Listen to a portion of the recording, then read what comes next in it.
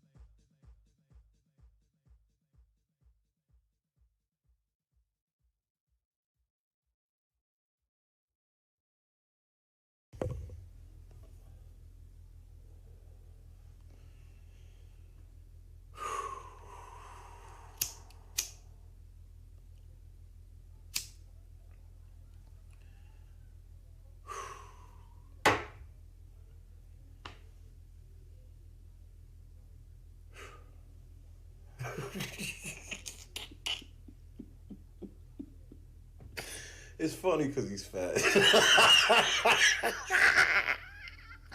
Yeah, bro. I gotta stop the cap. But I like coochie. I don't know why they want to, I get coochies. I mean, I like it. I like coochie. I mean, I do. It's great. Boy, it's out the mud. We got Rashad McCown. Kobe's 81. Kobe's 81. We appreciate Kobe's y'all for tuning 81. in. Out the mud. Zach Randolph, Rashad McCown, Cemetery Lane. We did it. Out the mud.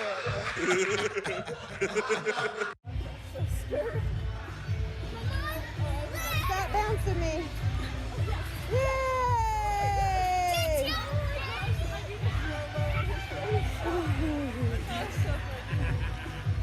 What are you doing? I'm not doing anything. What are you doing? What are you doing? I'm trying to let you do everything. I'm literally just sitting here. Stop the cap. You repeat over me.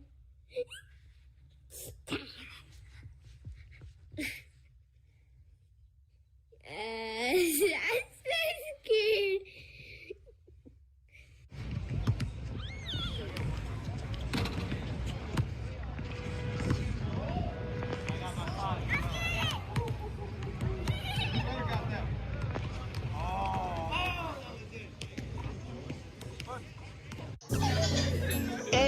I'm in Miami right now. I'm in Miami right now. I'm in that field 5. I'm on Ocean Drive. I'm in Miami. In Miami right now. I'm in that field 5 right now. On Ocean Drive right now. That's on my mama. I'm in Miami. I go to the video, so I'm going to Cali. I said I'm too official. I'm out with them niggas. I said, man, the rapper on the city, that nigga, he wicked. We pull out with them guns, you know me in the real. Well, mama pays, I ain't having ever since that I was real. Now I can't look like an AK and never squeal. Whenever ever on my mouth, cause I swear I'm too real. Yeah, I'm in the East Coast, I'm living life for real. Why the fuck you can hate it? I'll ride you to chill. You gon' really fish with y'all, and I'ma pull up with a steel. I'ma pull up with a drink, go and get your ass killed. Man, stop camming, cause I'm fucking wicked. I pull up to your city, tell me your location, bitches. You know we fuck that shit. My youngest know you killin', I wanna grind, got money in my mind, put money in my wrist, so I can tell the time. You know I'm rapping the job and I'm trying to eat. All around the world I'm doing shows, I really come to eat. They trying to play on me, I swear I'm doing my shit. One more time I was post and I ain't have shit. Every day I'm just riding by the same outfit. I done came up, I'm switching cars, now I'm switching shit. These niggas mad at me, ain't wanna call me. I'm in Miami right now, I'm off of South Beach. I'm living large, I'm living life. They know me, wanna take my life. Yeah, it's on my mama. I'm in Miami. I'm out there doing this video shooting, going to Cali. I'm on my mama, and I'm in Miami right now. I'm in the 305, yeah, I'm on Ocean Drive. Pull up with a red car, my life is on now. They wanna play with me, they wanna clone me. I'm bad bitch, Latino, she wanna sleep with me. I'm in the 305 right now. I'm in Miami right now. On Ocean Drive right now. I'm in Miami right now.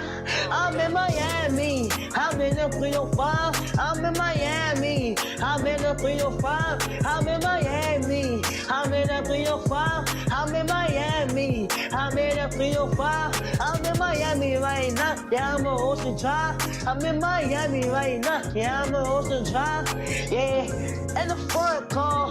That's don't look at me. I'm the youngest in the game. You can't beat me. Cause I'm that nigga from the bottom. No, I will never change. Diamonds on my hoodie. I got diamonds on my chain. I'm in this solo. That's why ain't no game. Yeah. In Miami right now. enough for your file. Yeah.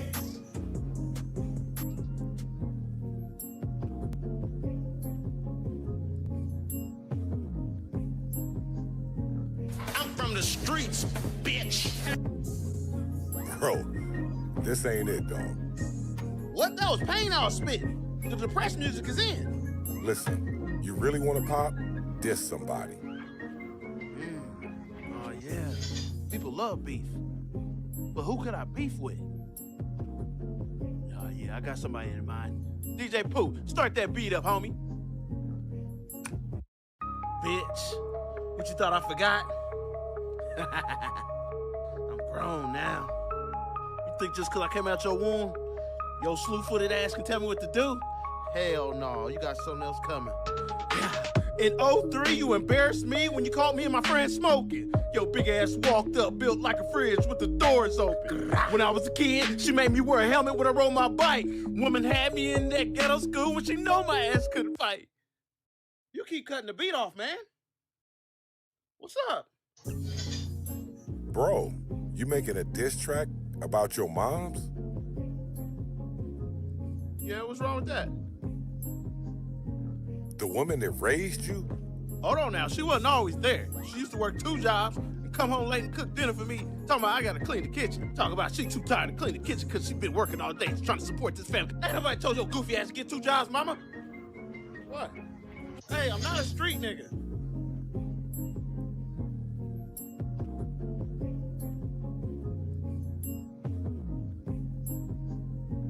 I'm from the streets, bitch.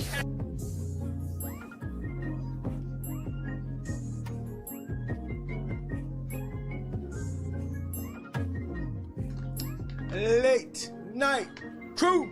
What's happening, cuz? It's motherfucking Taco Tuesday.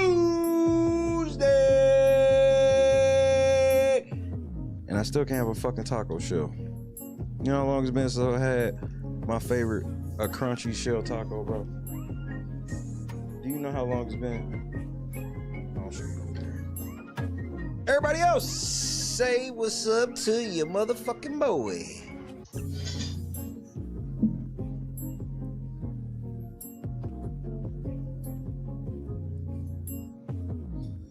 Tomorrow's full of surprises. That's all I can say. That's all I can say. Tomorrow's full of surprises. Bob with a 37 wop. That's Taco Tuesday style. Bob, Janice, Monique, Jackie, shout out to my folks up north. J-Bomb, Barkstill, Chadrick, Javon. I put the screenshot just in the back, hey, bro. 2,000 of them. I'm so happy and excited, bro. Holly, I think I saw KS. Rhonda was happening. Tommy! Dr. Cal. Lennox, Katina, TK 3 time. Deanna was happening. Oh, Raging, Cajun.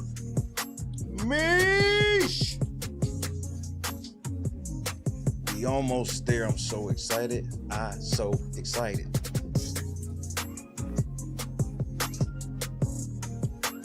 I know some of y'all probably want me to speak on that trial. I will do no such thing. I'm out of the political space, bro. I don't want to talk about anything perceived political in any fucking way. And that includes that trial that ever since I heard about the thing, I'm like, man, this just seems like some shit. Goddess was happening, cuz we in this bitch, bro. We back outside. We gotta talk about adult takeover. We gotta talk about motherfucking adult takeover.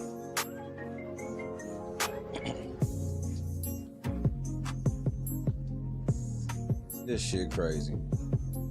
My whole point last night was proven even more. Cause you know KS sent that clip last night. Man, it was, bro, that clip did not, y'all about to see, bro. My whole point about the teen takeover shit was proven in spades last night. And the response today,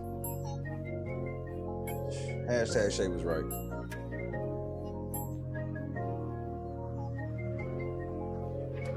I try to tell everybody, man, there's something wrong with them Knicks fans, bro. And they don't understand this why they ain't never won shit. I'm like, this right here be why y'all never won. Y'all are the biggest sore loser, loudmouth winners, and y'all ain't never won. Lana, what's happening? In sports, I'm telling you, for me, the craziest fans is like it's the Cowboys, the Knicks, and them Philly fans is right on the line. Y'all be so out of pocket, bro. Because I know the Philly shit's just been kind of going under the radar. Look up the Phillies fans.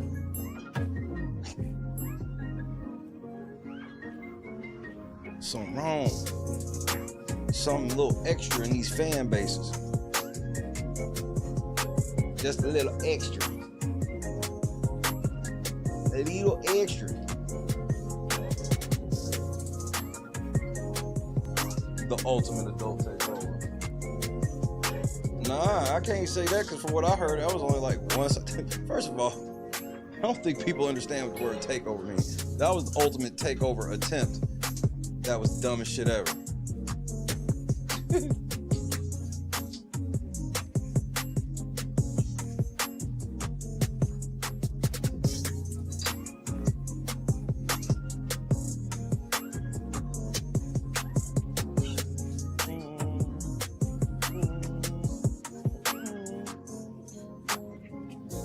Tomorrow's going to be a very surprising day. I'm on early tonight because I got to go early because I got some important shit I got to do.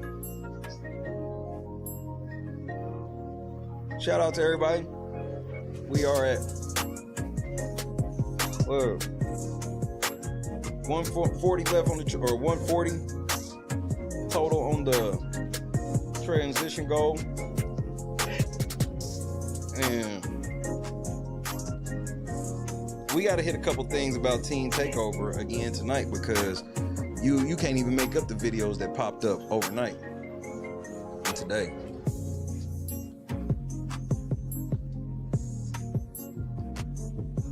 No, it does not. No, Rhonda. No, it doesn't. You're not getting ready to gaslight me in the name of your sister and them crazy ass Knicks fans. No.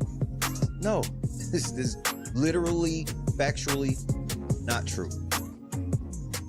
That is the false equivalency fallacy. Every team has wild fans. Yes, they do. But every team don't have the whole arena chanting, "Fuck you, Trey! Fuck you, Trey! Fuck you, Trey!" Nigga, that's only Knicks fans be doing shit like that. Knicks fans beat up Spurs fans because the Knicks lost. I don't even understand. This only happens at Knicks games and Cowboy games. When the Cowboys lose in the playoffs, you can guarantee a bunch of videos coming out with them niggas breaking their TVs and a bunch of niggas getting slid at fucking games. No, this is not both sides do it. Nigga, this is a Knicks thing. I called it. Just know that I called it last night. We started the show off with me showing y'all how Knicks fans are. And they had a chance to prove me wrong. No, we will not agree to disagree on facts.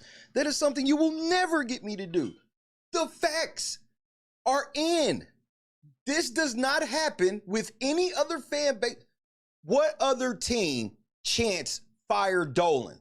You know, the nigga that owned the team. Just name one other team in any sport that does that. Name another team where they be chanting fuck you to players. Just name the team and we can agree on a fact. But we not agreeing to disagree on facts. No. That is a cheap trick that people use to try to make it seem like it's a 50-50, but you gonna win the argument in the end. No. You can't disagree on a fact. Factually. You can ask anybody. The most toxic fan base. And you can go look up whatever you need to look up.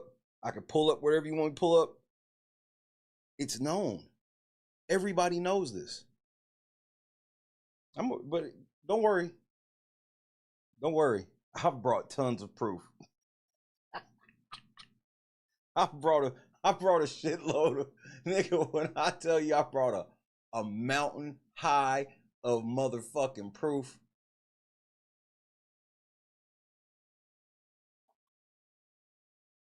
Nah, the Sixers don't. The Sixers can be close. I'll put the Sixers in the top 5.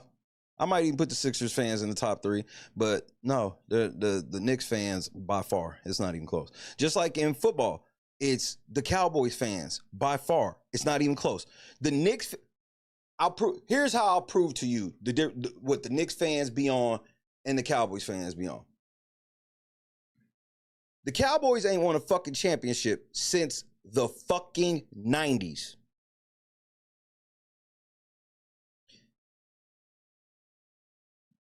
They have only won one play. It might be 2. One playoff game in the last 25 years. They've only won one playoff game in the last 25. It might be 30 now. As soon as training camps start, all of the media are going to say Dallas is motherfucking front runners, and all the Dallas fucking fans are going to be on that bullshit saying that they front runners. Stephen A. Smith is not a real Knicks and Cowboys fan. He does that shit because those are big markets where if they placate to their fans, they'll get a lot of viewership. As soon as the draft happens, or as soon as free agency hits, the Knicks get one nigga that is a nobody. We win in the title. These niggas ain't won since the 60s, but every year they're winning the title. Every year, you can't talk honestly to a Knicks fan. You can talk honestly to other fans. Hey, man, how's your team doing? How y'all gonna do? Man, Knicks fans will tell you, nigga, we going to the top this year. We got the best starting 5 in basketball. We got the most deepest bench in basketball. We got Carmelo. We got J.R. Smith. We got Allen. Man, we just got Spreewell. We winning this year. Nigga, we re-signed John Starks. Unstoppable. Nigga, we got Kurt Thomas in free agency. Unstoppable.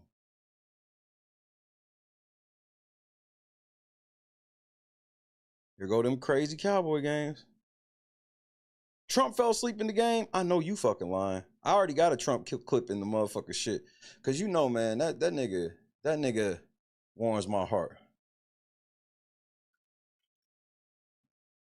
What, you said your husband friends are in something? What, they non-Knicks fans? Which one? Who's the Knicks fan? Is your husband the Knicks fan, or is his friends the Knicks fans? TK, that's what they did, bro. I lived it. And Spreewell's, for the record, Allen Houston's one of my favorite shooters of all time. Latrell Sprewell is one of my favorite basketball players of all fucking time. I'm a massive Jalen Brunson. I don't like Karl Anthony Towns. I love Josh Hart, bro. The Knicks always be getting niggas I like. And I ain't gonna lie, I've always wanted to rock a Knicks jersey, but I'm a Pacer fan. I can't because that blue and orange colorway that the Knicks got, that shit hard, bro.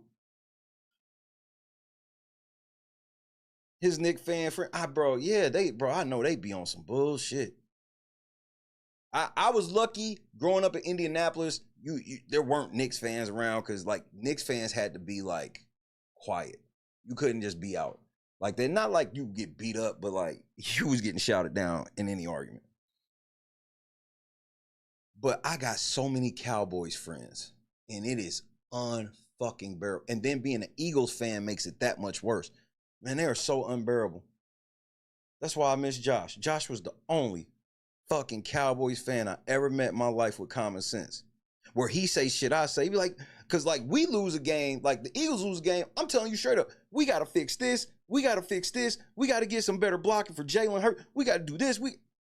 Cowboys fans don't ever think they need to fix anything. Jerry got it. Jerry leading us to the promised land. Stephon Marbury, title. This is it. This is it. We got Starbury, nigga, title. Nigga, we got Amari Stoudemire, title. Them niggas, bro, every time, nigga. Rick Smith ain't got shit for Patrick Ewing, nigga. Hold on. I hope I still have this picture, nigga. Cause niggas be bro, the disrespect to Rick Smits is crazy.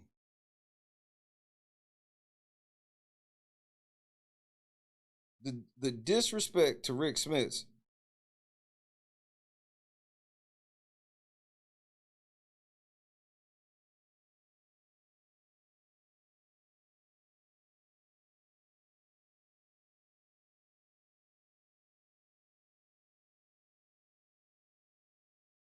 Maybe that motherfucker's in my Facebook. Nigga, Rick Smits was busting Patrick's ass one game, bro. I took a screenshot of that for my records. MC Heavyweighter. Eagles fans are top 5. Cowboys fans are the worst. I say Eagles fans are top 5. See, Philadelphia, it's a Philadelphia thing. Because, like, for example, the Dallas Cowboys, the Mavericks fans are not like that. Like, the Mavericks fan base is not full of delusional ass people. Like, the other Texas teams don't have, like, delusional ass fan bases. It's just like, the Cowboys is like the only professional team in Texas delusional like that. Philadelphia Eagles fans, they not delusional. They just outright fucking just dickheads, bro. Like, I want to eventually go to a game at the Link, but I don't.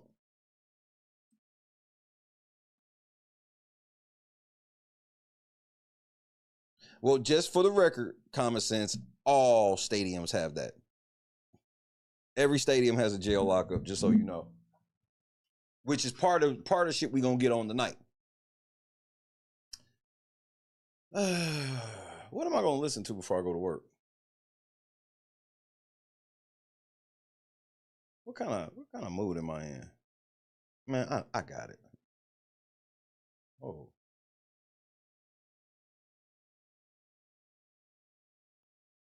I was about to say, like what the fuck was you? Glad y'all couldn't see what I saw. You probably wouldn't have understood what you were looking at, but still. Yeah, this is how I want to get ready for work. This makes the most sense to me.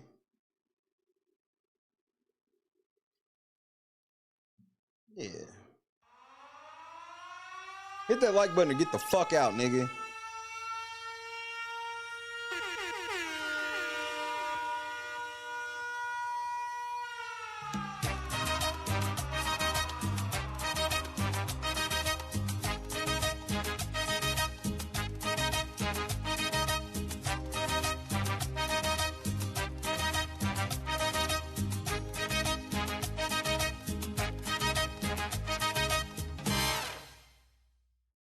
Todo aquel que viene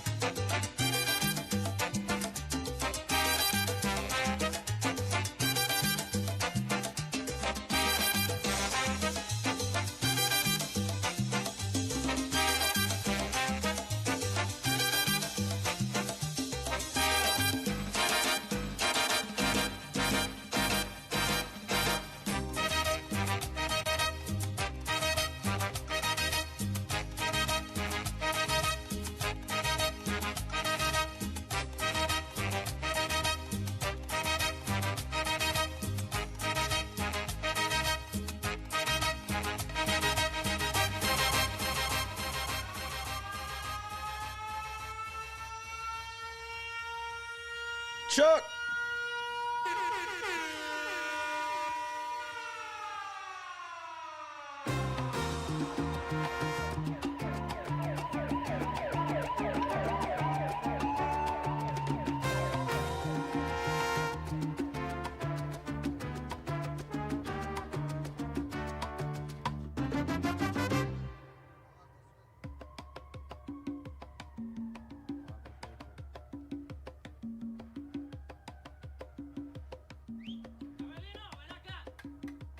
Por la esquina del viejo barrio lo vi pasar, con el tumbao que tienen los guapos al caminar, las manos siempre en los bolsillos de su gabán, pa' que no sepan en cuál de ellas lleva el puñal.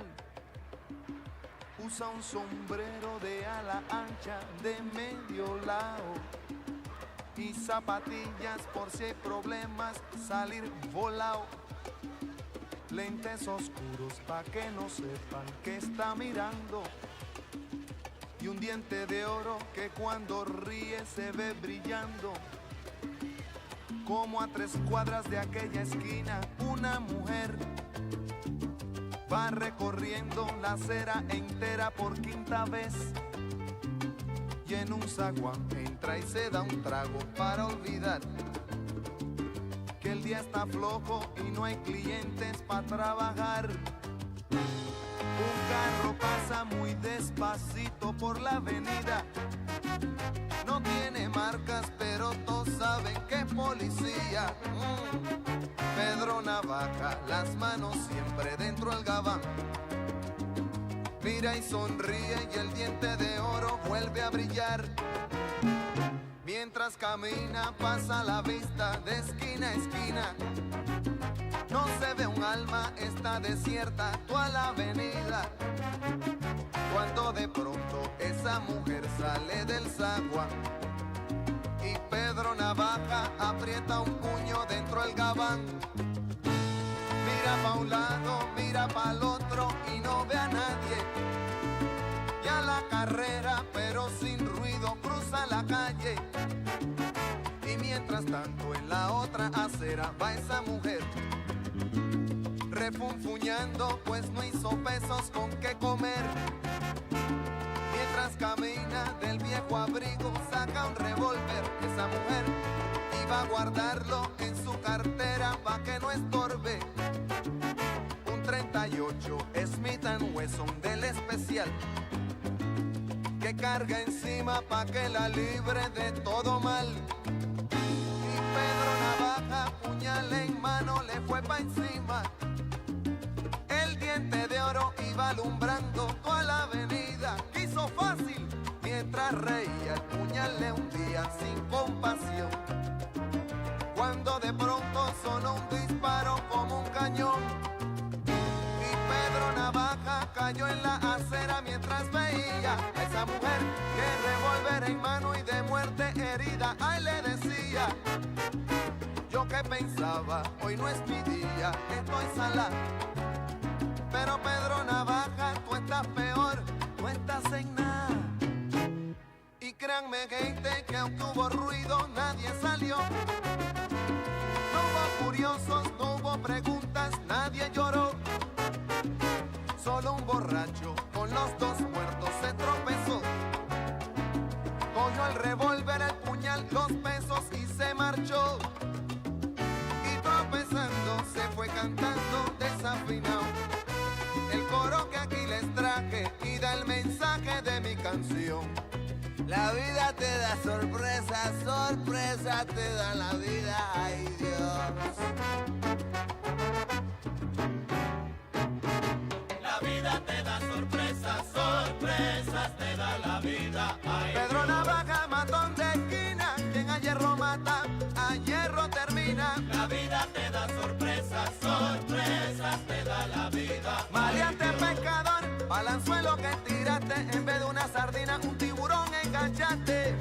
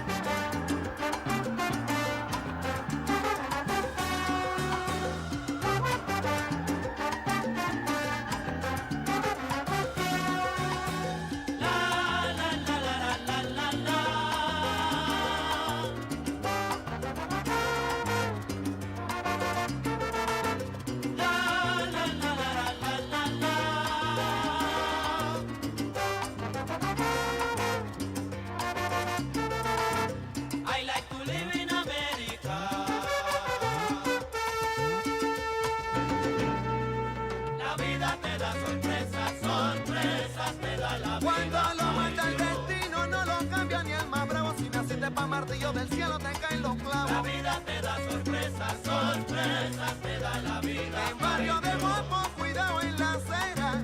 Cuidado cámara, que el que no corre vuela. La vida te da sorpresas, sorpresas te da la vida. Ay Dios. Como en una novela de Kafka, el borracho dobló por el callejón. La vida te da.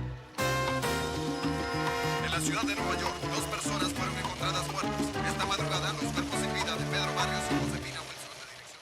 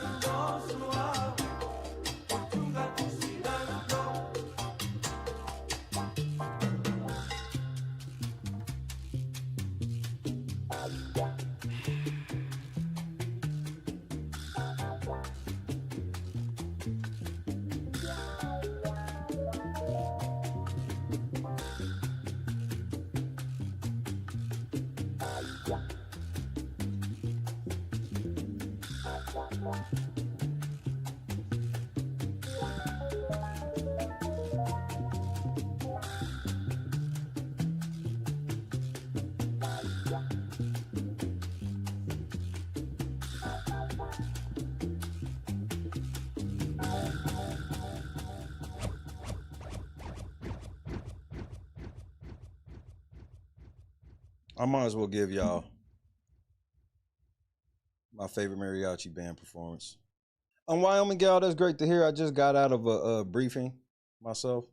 I had a briefing about a briefing that I was going to have yesterday, but then we briefed about how we didn't have the briefing yesterday. So we're going to have a briefing about having a briefing tomorrow to brief about tomorrow. So be on the lookout for that in the coming days.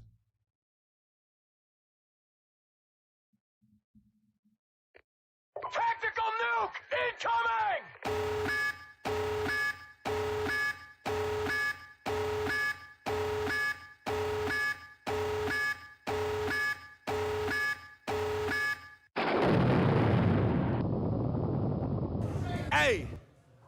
Hey, you famous as hell, is you? Hey, you famous as hell, is you?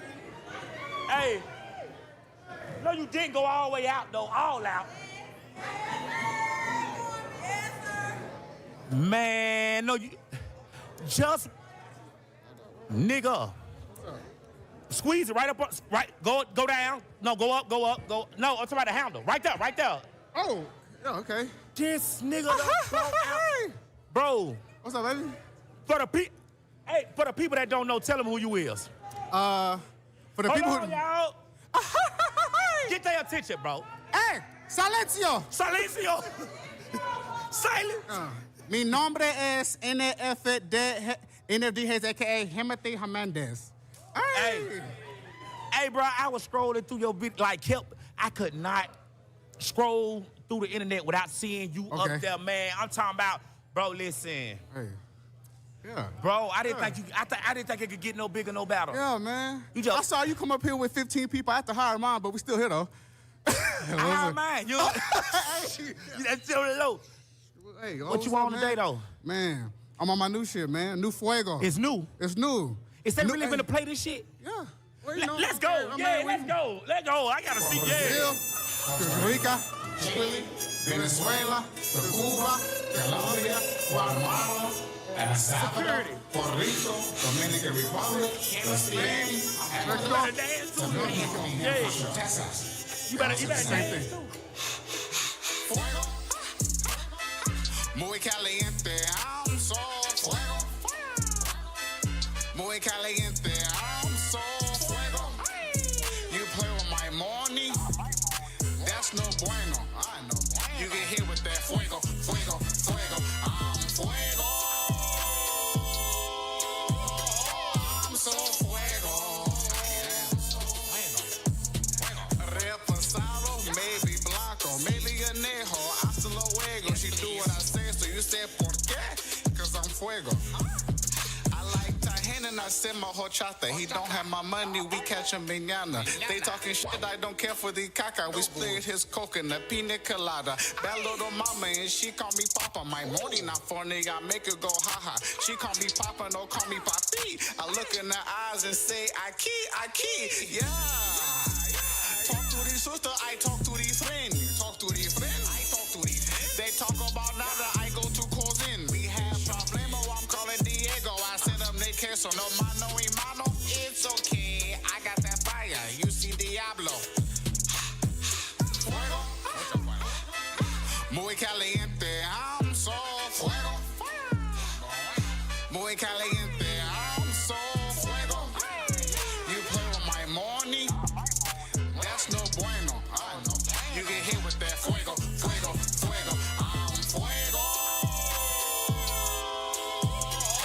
I'm so fuego. Repasado, maybe blanco, maybe anejo. Hasta luego. She do what I say, so you said por qué? Cause I'm fuego. Hey, fuego.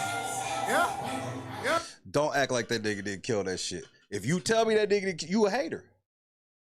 You's a fuck. If you gonna tell me this nigga did not come out here in this mariachi outfit and murder this shit with these Mexicans, you a fucking hater. Shut your hating ass up. He's fuego.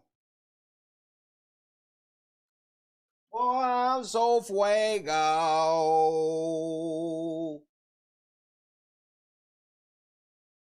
That was, hey, French, I meant to say that I saw that little 90s hockey line you talking about in there. 90s that was my favorite hockey period. You got Temu, Solani, and Paul Correa with the Ducks.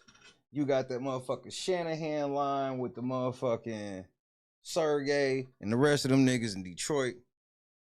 You had the 90s Rangers line, Messier. Then they snuck around and got old Gretzky.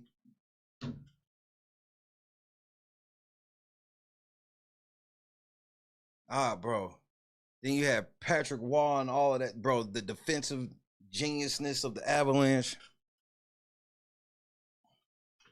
90s hockey was crazy.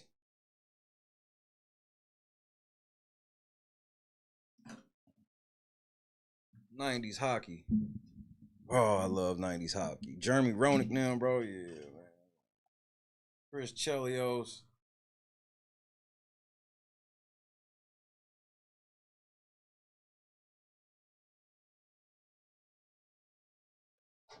Can't believe I shook that guy's hand. Pisses me right off.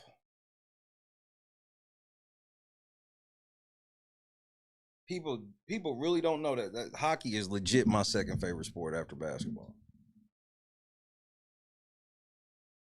I think baseball has officially overtaken football in my life. I definitely follow baseball way more. I'm like football, I just so don't fucking care. Cause it's just so. If you play a baseball season like 5 times in a row, like that one season, it'll turn out the same variable within some shit because you got injuries and shit, right? In football, the fucking playoff tree will be wildly different if you play the same season 5 times. It would be 5 different playoff brackets, which that's when I'm just like, I don't even know who's the best at football.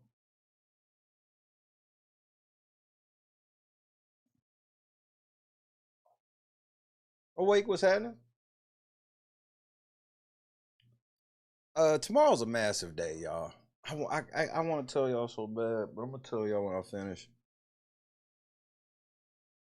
And here's a spoiler alert: it don't have nothing to do with y'all's advocate. Not like that.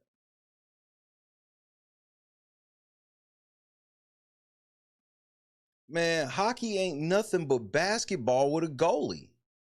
It's all it is like if they told like the guards. So let's say that if they were really guards. So Stephon Castle and De'Aaron Fox. These are the guards for the Spurs. They just can't pass half court unless certain conditions are met. Like the offsides and a goalie. Other than that, it's basically basketball. Nigga, that's y'all's advocate. Man, and look, here's what I'll say. I understand why that motherfucker was really talking about getting this whip for Team Takeover. I literally saw him on the news today. And I know you like, what do you mean you saw him on the news? So remember we saw them motherfuckers come out with that fake. You're going to tell me this is not some shit out of Thornton Township, right? But remember who does the other shit, right? Think about it for half a second. Yesterday, all of a sudden they got an anonymous person giving them information. And in one of the places where they got the anonymous person to give the information, where they had all these pictures of all this shit, but they didn't have a single fucking picture of any of the shit that they were saying. Magically, this advocate character comes out today. You think I'm making this shit up? Tactical nuke incoming! I'm gonna show you the original one first. Let me show you the original one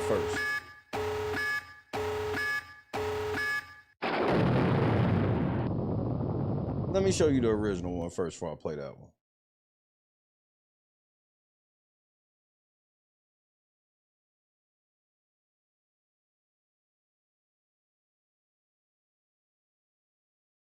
Yeah, hold on. Nope, that ain't it. Here, I'll play it right here so it'll be fast.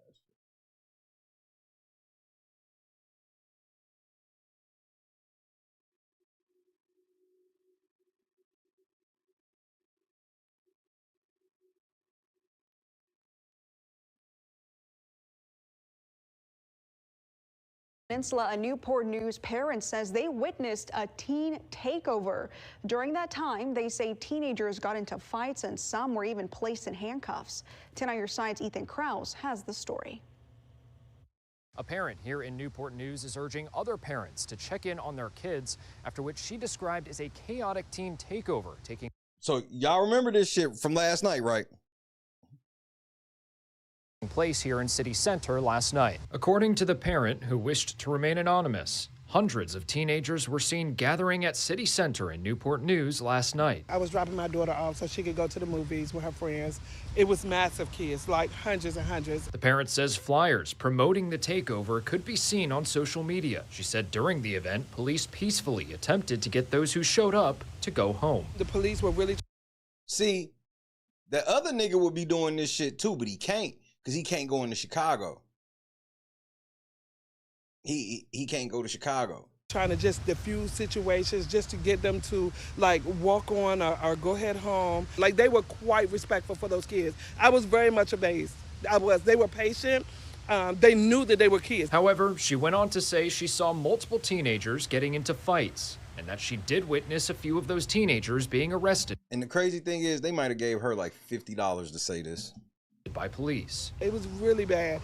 The kids were cussing out, adults that's really trying to leave. The kids were fighting, like they were not on their best behavior. I did see a couple kids in police cars. So yeah, and I think those were the ones that were fighting. I don't think those were the ones that were just standing around. The parent claims a flyer for another teen takeover planned for this Wednesday at City Center is making its way around social media. She called on other parents to check in on their kids before someone gets hurt. I want parents to really understand someone's child's gonna get hurt. Someone's child is gonna get hurt, if not shot. It's serious, it's not a game. Be more vigilant, be more aware of where your child is. Talk like one of them big back buffarillas and everything. Just wait. Because that's the only way it's gonna stop. Now, Newport News police were not able to confirm the number of arrests that were made. AKA none. However, they did say more information should be released tomorrow. In Newport News, Ethan Krause, 10 on Your Side. So you got one of the big back buffarillas on the Newport News, right? And you gonna tell me this is a coincidence? Watch this.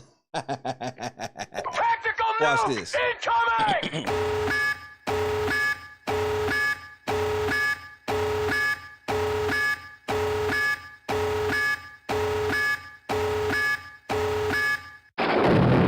Tonight, the Newport News mayor wants to stop teen takeovers, spur-of-the-moment gatherings like this one from over the weekend. He's proposing a new curfew during tonight's city council meeting. And 10 on Your Side's Andy Fox is live now in Newport News with more. Hey, Andy. Hey, Dane Placco. Hey, Ashley, this is Newport News City Hall, and upstairs, the City Council is in a work session trying to figure out the best path forward. Why are they in session about teen takeover? For curfews. Currently, there is a citywide curfew for all those under 18. That could change tonight. What everyone agrees on, what happened at Newport News City crazy the motherfucker. Center Saturday night with 14 juveniles arrested. Oh yeah, they at the beach. It cannot happen again.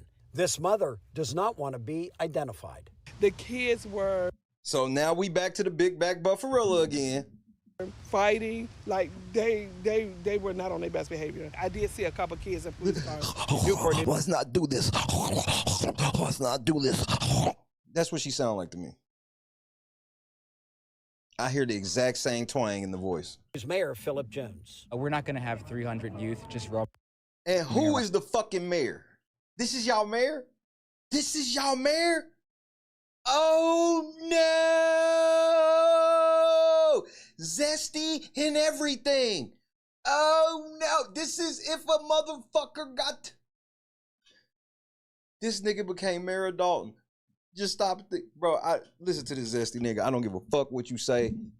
I don't give a fuck what you say, nigga. Like they were not on their best behavior. I did see a couple kids in police cars. Newport News Mayor Philip Jones. We're not going to have 300 youth just roaming around City Center. We've talked to a lot of business owners, and so we're going to have a discussion with the entire city council to see what our options are. Man, fuck you, bitch. You sound like a slave owner. Because I know you in politics, bro. You got in that position playing the black card, so you can cut that shit all the way out with your you was playing the black and the gay card, nigga. You was playing the black and the gay card to get in your position. I can damn near guarantee it. It's politics. I can damn near guarantee you did. Now you get in position, you the slave owner. This nigga just said, we not just gonna have 300 youth. Nigga, how many kids do you think are at a football game? This nigga's like more than 300 kids somewhere. Cops, nigga, we not just gonna have 300 kids hanging out. Like, what the fuck? They need to go buy Xboxes and PlayStations and get on social media. Join INA. Something else. We're not going to have 300 youth just roaming around City Center. What do you mean we not just going to have... He didn't say they was doing anything. He's literally said they were just roaming around. Talked to a lot of business owners, and so we're going to have a discussion with the entire city council to see what our options are. The councilman who chairs the Public Safety Committee, Councilman Rob Coleman. How many meetings have y'all had with parents? How many town halls have y'all held with parents? Y'all just making shit up and going in a room and litigating a problem that y'all are manufacturing. This is the craziest shit ever. Luckily, there was no injuries or really serious situations that occurred, but we want to get in front of this. Nothing's actually happened, so we want to get in front of it. There's nothing to get in front of. You just said yourself, the kids was outside, nothing happened. But they want to call it luck.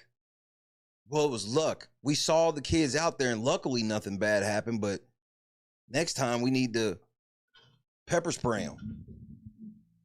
The council work session will determine the best way forward, announcing the plan at the Newport News Council meeting. There's going to be definitely some talk about amending what we currently have as a curfew ordinance. We are told the center of council's attention will be on what happens at City Center. The options are changing the time of the curfew, changing the... to lower it to like 10. It could possibly. You're going to tell 18-year-old motherfuckers to go home at 10. Like, what kind of... Y'all, see, this is where y'all getting goofy with it. You're going to lower the curfew to... So, y'all want to write tickets. Because that's what they want to do. They want to lower it to a space where they can write a bunch of tickets. They ain't even going to lock nobody up. I guarantee it's going to be all tickets they writing.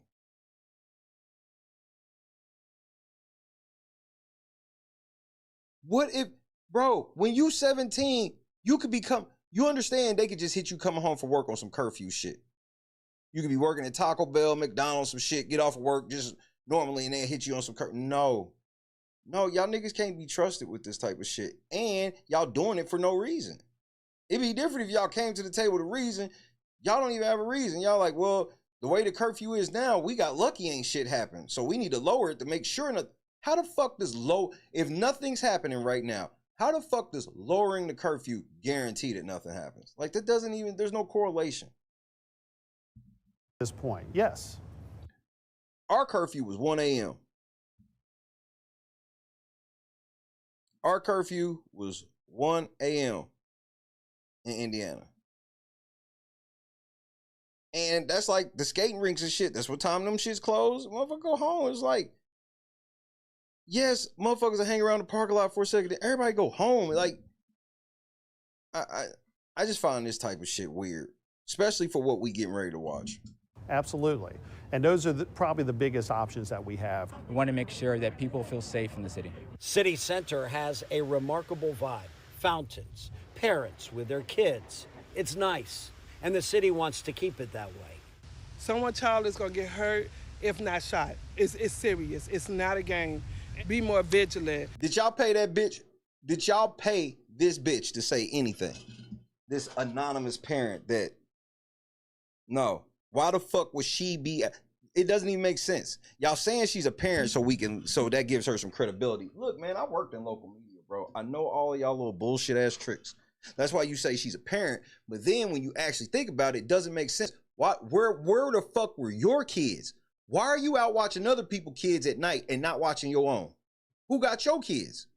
Who's sitting with your kids while you out filming other kids?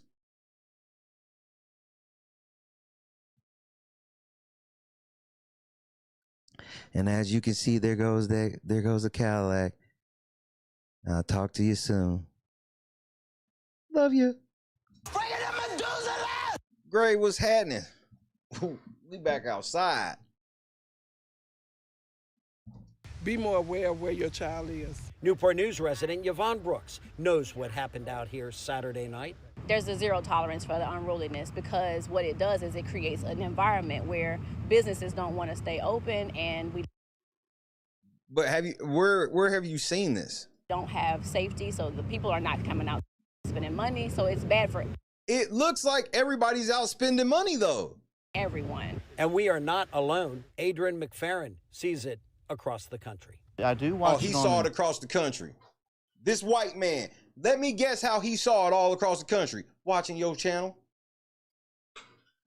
News, and I think there is probably an issue. Church out. He just money, told. so it's bad for everyone. And we are not alone. Adrian McFerrin sees it across the country. I do watch it on the news, and I think there. Is this camera on me? Yes, it's on. That's stupid. Use your common sense. And they do this shit right in y'all face. Reality Check TV Chicago, my brother in Christ. There is probably an issue, not only. I've been seeing it on the news. You see how they manufacture consent?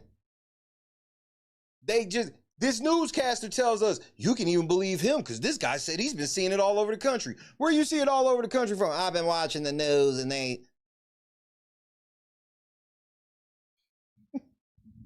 Maybe here, but in other places too in the country. And something needs to be done to resolve it.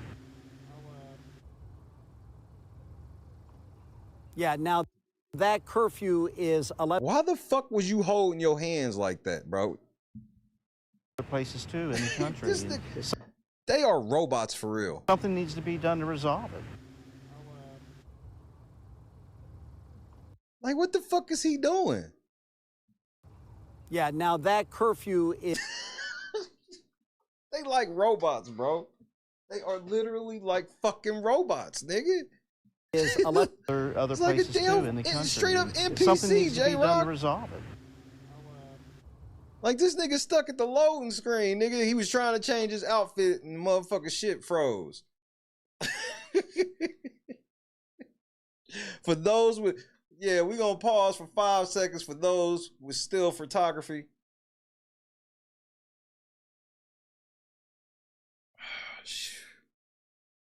Yeah, he full on glitched.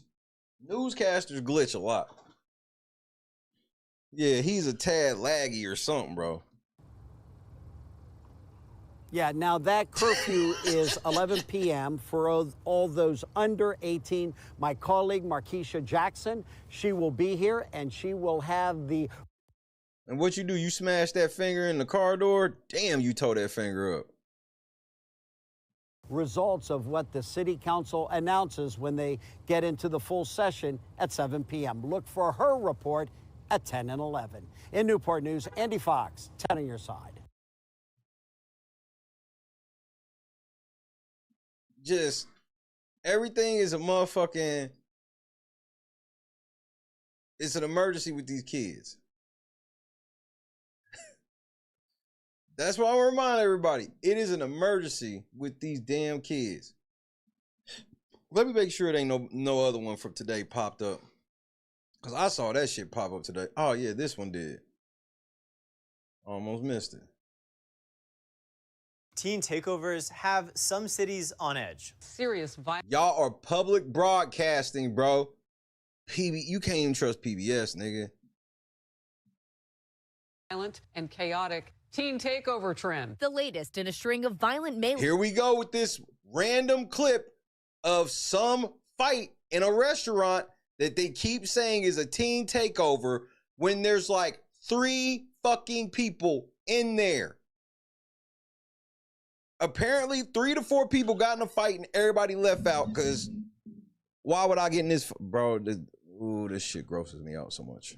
Known as teen takeover. Kathy, what's happening? Another so-called teen takeover. The trend where teens coordinate on social media to show up at the same place at the same time. I don't even believe this is real footage. I don't even believe this is real footage. I believe this is a created filter. I really do. Has turned violent in some places, from Tampa. The same 2-3 clips of people fighting. Where a teen. You mean to tell me, y'all show me 5 fights in 5 different cities, and this is a cause for action? Because when I go to, like, let's say I go downtown this weekend. If I go downtown or to the mall, I expect to see a lot of kids. It happens all the time. If I ever have to go, like, to the mall on Saturday, I try to get up and go early. Because it's going to be about noon to 2. It's going to be fat. And it's going to be mostly teenagers. But I wouldn't want to come to the mall and see them same teenagers with a bunch of fucking cops in SWAT vests and riot control gear. No. That's what's going to keep me out of your store. Not the kid. The kids ain't going to keep me out. Them niggas is going to keep me out. Right, and it's summer. And it's summer. Right when these niggas get out of school, they get out of school and now they want to they've been together at school. Some schools got 2,000 fucking kids. All these days, every day, they ain't never think that, hey man, we can't have this many kids together. The moment they get outside, away from the government's like, nah, man, we still need to police them, man. They're dangerous. No.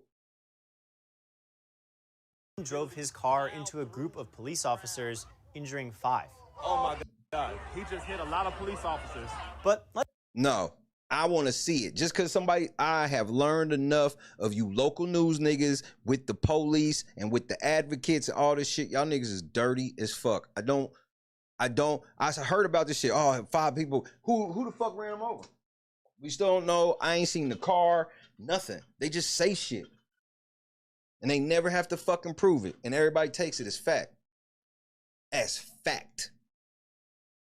Bro, when I was working on a local radio station, bro, that was one thing that shocked me. Like when people started like knowing kind of who I was. And this is even before like I was even known as a DJ, because I was more known as just a nigga that worked at the radio station before I was fully known as a DJ, right? And one thing that people would always ask me about certain shit, and I'm like, bro, all of that shit fake as fuck. Like the amount of shit people believe in, I just be like, damn. Like people don't even realize that. I'll give you a prime example of some shit that most people don't know be fake as fuck when you do radio station. We'll do caller 20. Call in right now. No DJ is going caller 1, caller 2, caller 3, caller 4, caller 5. You know what most DJs do? They go caller 5, caller 9, caller 17. Hot 963, who is this?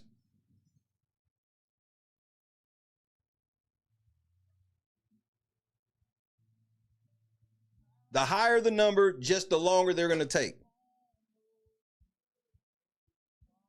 Like, when I started working at the radio station, and I had won like maybe 3 or 4 times on the radio station in my life. Maybe even 5. When I got there, that's when I realized like, oh my God, I was really just getting lucky. So you be sitting at home with the strategy, waiting to hear the song and da-da-da-da. And no, just even that.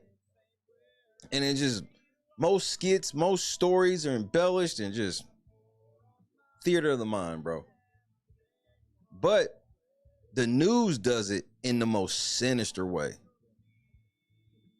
Like a radio show is doing it more so just like it's an entertainment show. The news is sitting here like telling you should be concerned and you need to watch out. And it's like, you made this up though. Let's take a step back. How did these takeovers begin, and how are cities dealing with them? They're really just gatherings of teenagers at a specific time and location. What the fuck is going on here?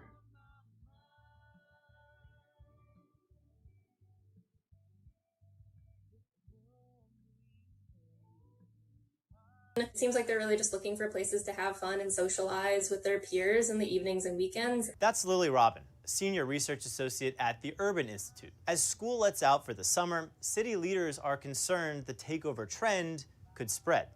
What? How is there a trend? There is no trend. All of you cops, all of a sudden, it's like y'all went to a convention. I'm going to do research because I guarantee I'll end up finding some fucking cop convention all of y'all niggas went to, and y'all just started talking about this shit. I just want y'all to keep this same energy for what's next. This is not the time for you to ruin your future by doing something that just doesn't make any sense at all. Weird can be good, but I don't know if that was that case. Parents, if you don't control your kids, the district will. Shut up, slut. While some of these takeovers have indeed turned violent, they aren't all that way. Why can't y'all ever show full clips with context?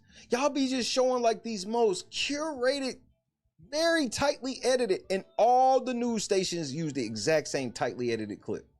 Doesn't really support the idea that teen takeovers should be characterized as violent events. Thank you. At least the weird shit.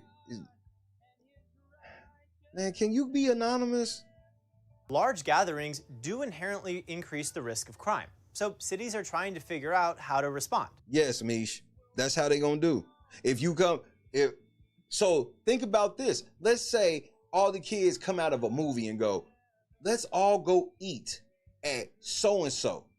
The restaurant can fucking y'all just come in the place and be like, can we, 10 of us, 15 of us, we got 15 of us, can you guys seat 15? These motherfuckers go call the police. Hey man, they're doing a teen takeover here right now. They did it at 2 Sky Zones. Sky Zone do the shit for the teens. The teens come to tell everybody, let's link up at Sky Zone. They go during the hours that Sky Zone's open for them. They can't even go into business they welcome because then they report, oh, there was a teen takeover at Sky Zone. What the fuck?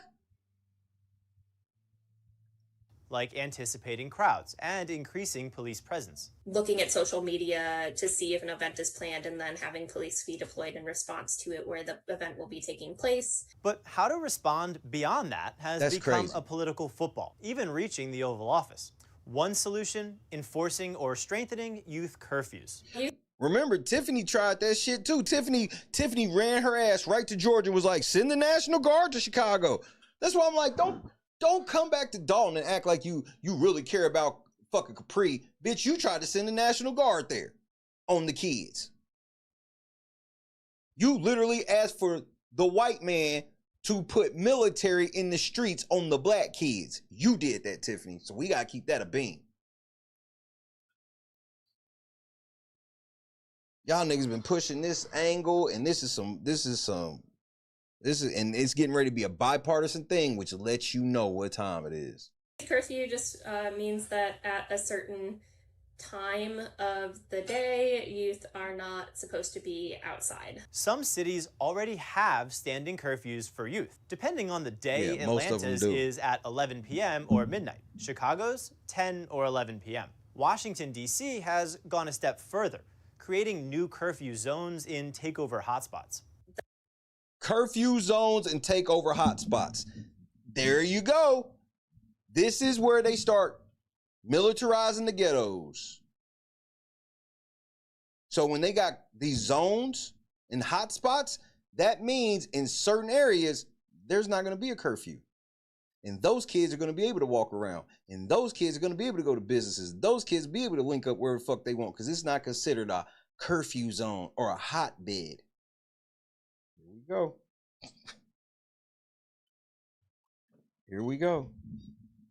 Prince, what's happening? The curfew zones are specific areas where they'll often have something as early as like an 8 p.m. curfew. But an 8 p.m. to 11 p.m. curfew.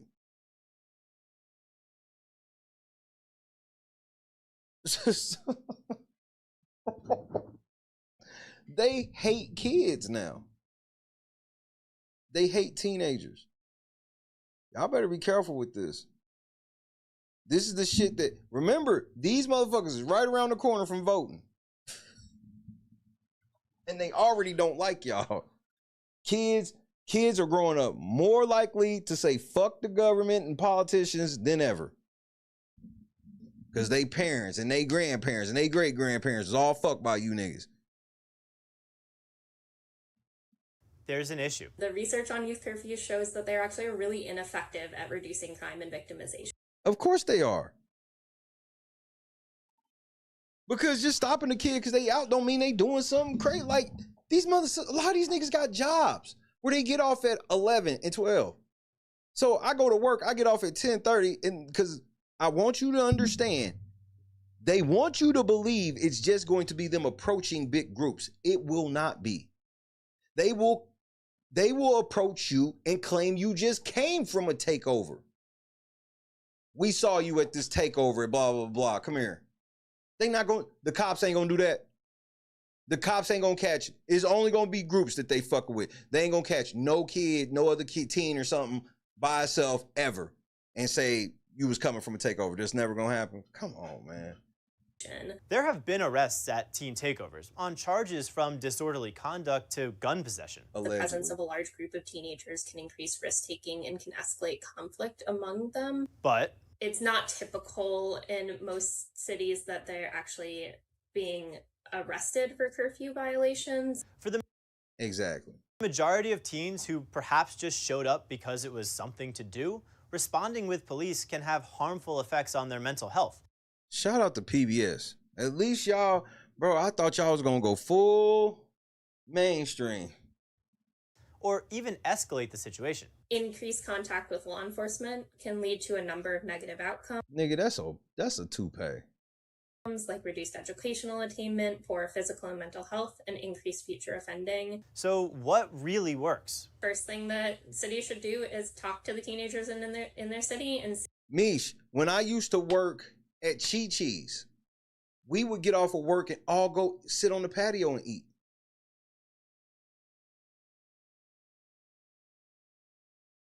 And that would have been like a teen takeover because it would be like 15, 16, 17 of us. We used to actually watch wrestling on Mondays. Like we would come in on our off day or whatever. Teen takeover. And they want you to believe, oh, it's only going to be these big groups. No, it's not. It's going to be whoever they feel like fucking with, and they're going to blame it on that. See how they feel about curfew and what they would rather see as an alternative. At a recent DC Council hearing, dozens of teens testified on the curfews, police presence, and what they want to see. Wow. Shout out to PBS, because ain't none of y'all niggas let us talk to everybody y'all got mainstream is anonymous. Takeovers in the DMV don't just happen randomly. They often come from boredom, lack of safe spaces, and feeling unheard. How can you all set curfews and then not have teen-specific spaces for us, and then wonder why we are outside? Shout out to PBS, bro. This mainstream media ain't rocking with this type of shit. You got the kids down there at the shit like, hey man, what? We ain't even got shit to do already. We just outside. Most of us ain't even doing shit, and y'all trying to fucking police the shit out of us. In essence, cities use curfews in an attempt to curb takeovers and prevent violence. But that doesn't solve for the reasons of why hundreds of teens gather in the first place. They just want safe, fun places to go that are... They're at the beach. This other shit with the beach is kind of concerning. A lot of these beach places where they're trying to ban teenagers from the beach. They're trying to turn y'all beaches into adult-only beaches. Family beaches. And not for any other reason than they feel like a bunch of teenagers brings the property value down. That's all this shit sounds like to me. Accessible to them and open when they want to be there. And when it comes to charging parents with crimes, like U.S. Attorney for Washington, D.C., Janine Pirro has said she will do. Evidence shows that promoting positive family function through things like family therapy or parenting Oh no, we can't pay programs, for that. Those types of interventions are much more effective Oh no, we're not paying for that. parental criminal culpability. For PBS News, I'm Tim McPhillips. Shout out to Support PBS. journalism you trust. Support PBS News. Donate now, or even better, start a monthly contribution. The most today. realistic. They gave the most realistic shit out of everybody. Like,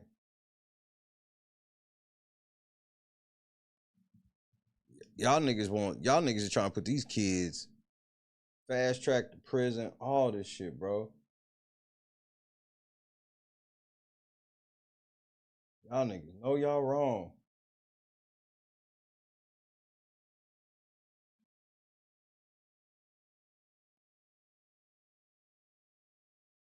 But you're seeing coverage about this type of shit today. And I want to see how many times we gonna hear about how we need to start setting curfews and shit. Let's see. Tactical nuke incoming! Let's see, shall we?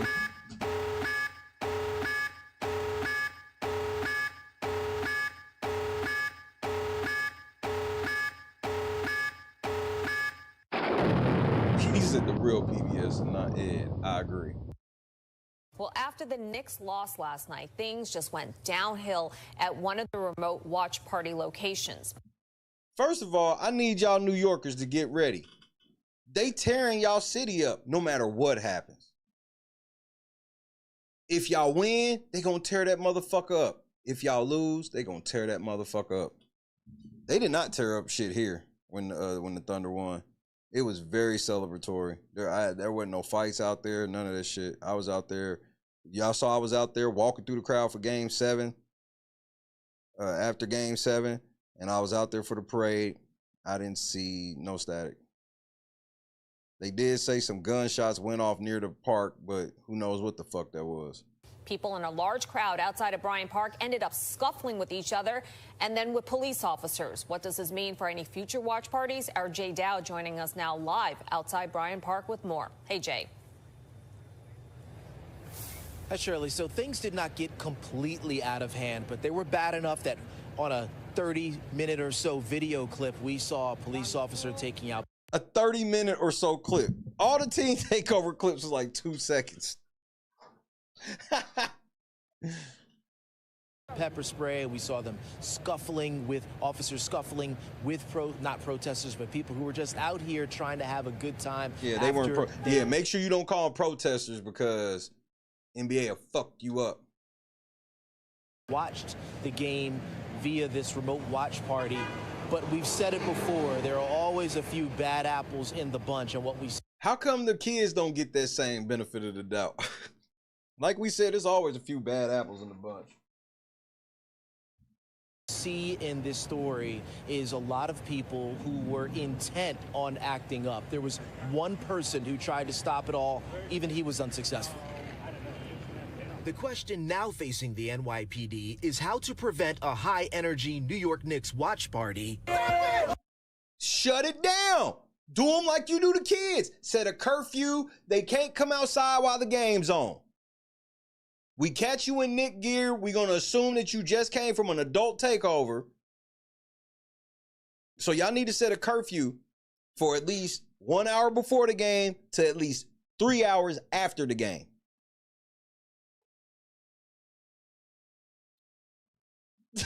Rioting over the Knicks. Full-fledged riots over the Knicks. We got to figure out how to make this more safe for them. What? Kids getting into a fist fight. Oh, nah, nigga. Kids can't come outside no more. From spinning out of control. Imagine if they had footage like this. Of some, if they could get their hands on some footage of some teens acting like this. And devolving into this, A crowd filled with young men and women who, following the Knicks' Monday night loss in Game 3, fought, stood on NYPD vehicles. Adult takeover, nigga. They're actually taking over shit. Climbed scaffolding. They didn't show no kids doing none of this, nigga. We've yet to find footage of kids like this. Tussled with officers who at one point appeared. Now here's the crazy part. They're going to take this footage and turn it into B-roll for Teen Takeover next week. Next week it'll be the same footage and they'll swear it was teenagers. And they won't say it was at a Knicks game either. To use pepper spray to contain the crowd on 42nd Street, just outside the Bryant Park watch party location. In all, police made several arrests. Come on, y'all. Really, it's not necessary. Bitch, if you were really a Knicks fan, you know how y'all get this. Stop, bro. Why y'all do this? You're gonna take the fun out of fun. That's what y'all do. You a Knicks fan. You know this. The connectivity. We needed the joy in the atmosphere. In nearly 30 minutes of video, What y'all doing? What we gotta do to It's our city. Only one person. And I'll die for this shit too. This young man in the black outfit can be seen trying to discourage the others from acting up. 90 seconds later, that same young man was greeted with a punch and then a brawl for trying to calm things down. In less than 24 hours, Adult takeover. NYPD officers could be tasked with once again trying. Y'all didn't even lose the championship. Y'all still up 2-1. Y'all lost one fucking game and acted like this. One.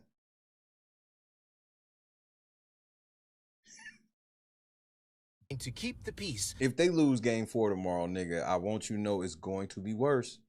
Because they're going to start saying it's happening again. Okay. Before, during, and following a possible Wednesday night Knicks watch party. This time back at MSG. Kirk Burkhalter, a professor at New York Law School and a retired NYPD detective, says the department obviously has the resources to flood the watch party area with uniformed officers, but there are many folks in this city, the administration and those outside the administration, that believe the police have been somewhat heavy-handed.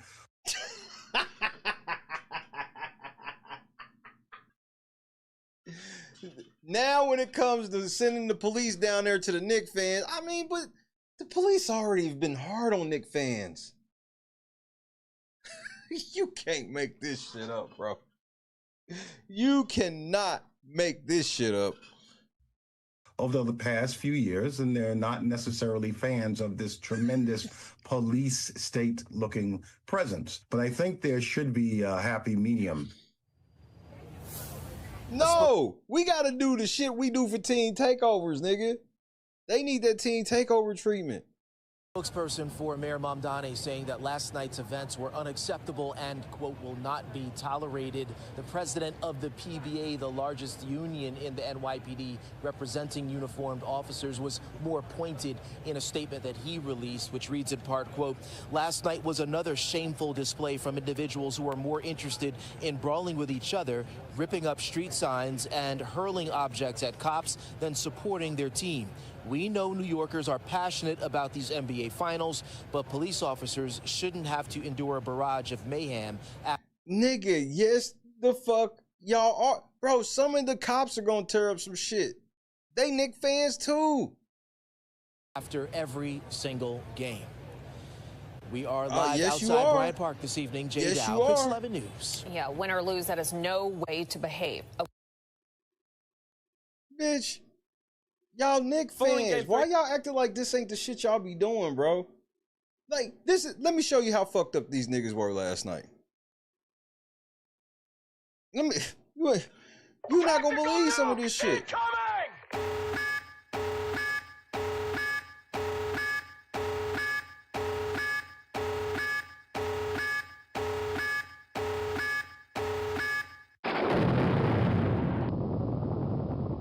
Hey, y'all, there go Tim Duncan.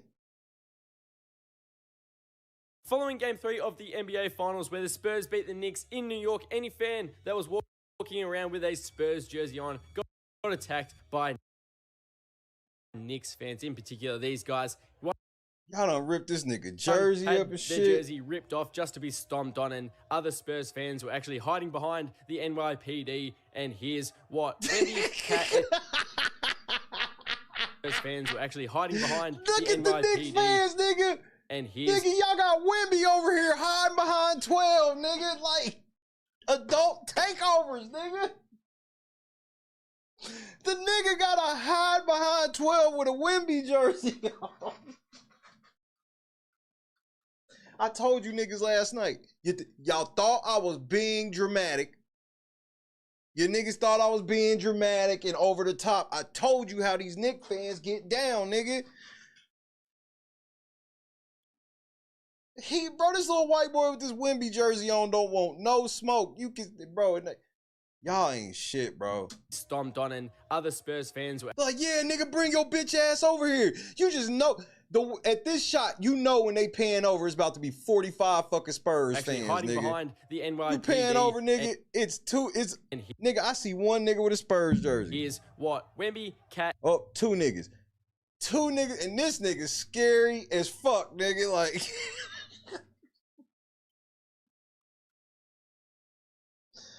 oh, shit. Mets fans up there. I'll let you have that one. And Julian Champagny had to say about the Knicks fans attacking the Spurs fans. And Vic, this is kind of not basketball related, but given your involvement with the fan base in San Antonio, the Jackals, all that, what are your thoughts about some of these fans getting attacked outside of MSG and Spurs? The nigga said, wait, what? You want me to believe that shit normal? This nigga was like, wait, our fans got beat up? What are your thoughts about some of these fans getting attacked outside of MSG and Spurs? Fans get attacked? Yes. I didn't know that. But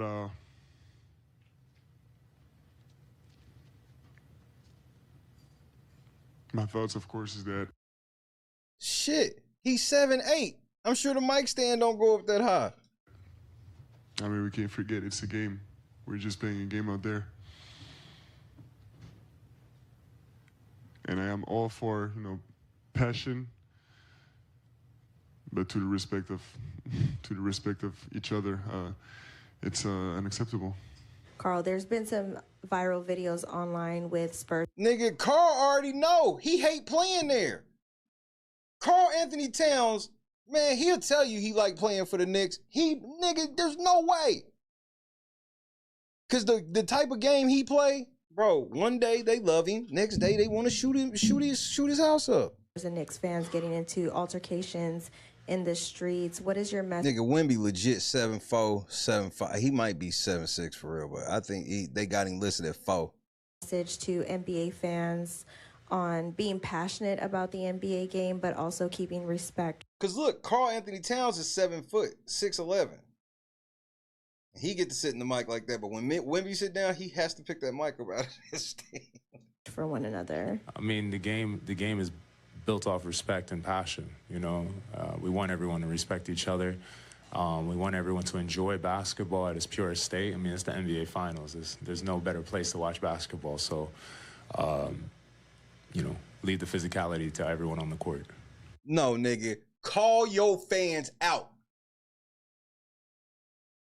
Call your fucking fans out. Wemby can't say that shit. I don't want Wemby to call out the Knicks fans. You do it.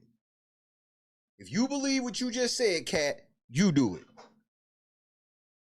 As someone who grew up in New York, you know how Knicks fans are and how big this run has been for the city and for so many fans around the city. Last night, there were watch parties.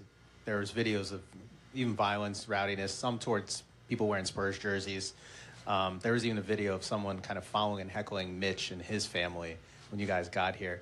Have you at any point felt any threat or any hostility towards you guys while you've been here? And what hostility? Any people? Yeah, this nigga's like, yeah, I don't even eat the food. Like, just so y'all know, them niggas ain't even eating the food there. There is no ordering out. Like, If it is, it's on the most. You sending the most. You can't trace this nigga works for the Spurs. They got top level security because it's like Super Bowl. And that's going to be, and this ain't got nothing to do with the Knicks fans. This is just what it's going to be then or in New York and what it's going to be in San Antonio for the visiting. And then what it should be. Just being, well, I don't want to curse, but you know what I mean. Good. Have you felt that at all while you've been in the city? And then what do you think of just like that types of behavior towards Spurs fans last night? I mean, I don't really feel no threat. I'm from here, so I feel like a lot of this stuff is kind of just like what it is. You get used to it. What the nigga from there say? I'm from here, so I feel like a lot of this stuff is kind of just like what it is. You get used to it. It's what it is. You get used to it. No, you don't. Stop lying for these niggas. So you crazy too. So I don't know about threat, but I mean, I think that obviously we're here to play a basketball game. That's the main thing. For the fans, I don't think that it should ever be that serious where you have to, junk people, beat people up, follow people home, and stuff like that. It's just a basketball game. Oh, yeah. Don't get it twisted. You'll be watching a soccer or World Cup game, and it'll be a big-ass fire going on. At the end of the day, whether we win, they win, doesn't really matter. Everybody should be able to come and enjoy the game no matter who they're voting for. So that's just how it goes. Great answer, Julian. Oh, but we not finished. No, sorry. No, we not. No, we are not. Motherfuckers is wildin'. All they did was lost. They still up 2-1. That should scare everybody in New York. If y'all lose tomorrow, nigga. If y'all lose tomorrow, then lose in San Antonio, and then lose game 6, they're going to tear that motherfucker up. Leave the area.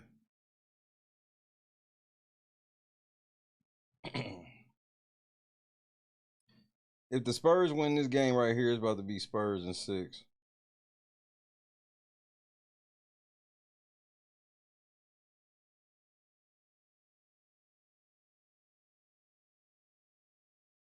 Like, for real.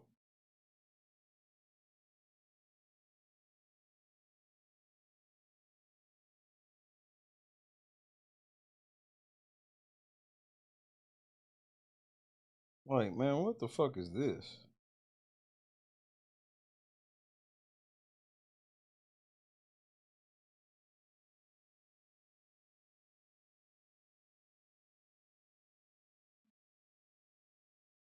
Nigga, what the fuck is wrong with y'all? Hold on, y'all. Hold the fuck on. I know you fucking lying.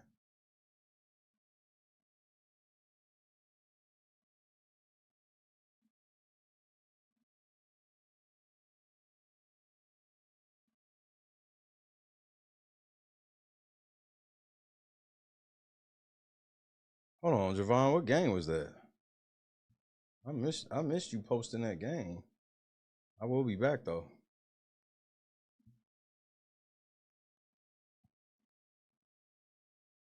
Damn, Twitter moving slow as shit tonight.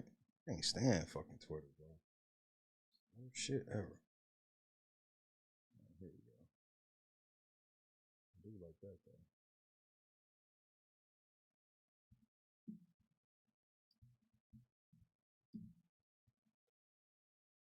Look at these crazy motherfuckers. Tactical nuke incoming! Hit that like button if you haven't. What's up, Paula? It wasn't even a blowout. Oh, you talking about tomorrow? The Knicks are not that good as they were in game 1 and 2. And there's one reason. It goes back to what I said.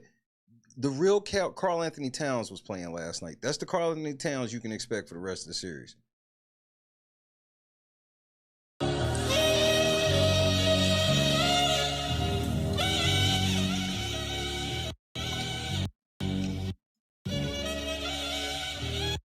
This is the Spurs team bus.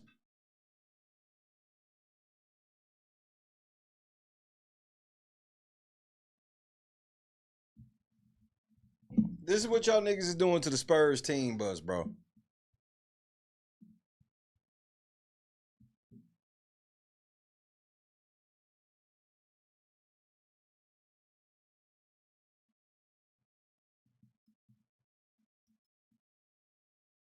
This is like, what do y'all be doing? Why are y'all wilding like this?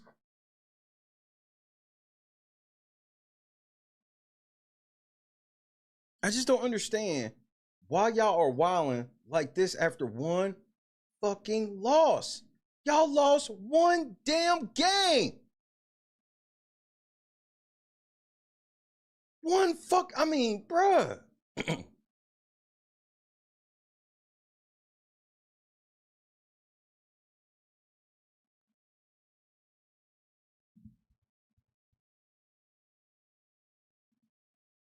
Nigga, if they lose tomorrow, bro.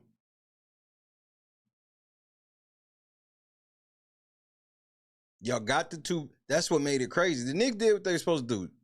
They got 2 bad games out of Wemby and 2 good games out of Karl Anthony Towns, and they almost lost game 2. That game 2 shouldn't even have been that close. Now,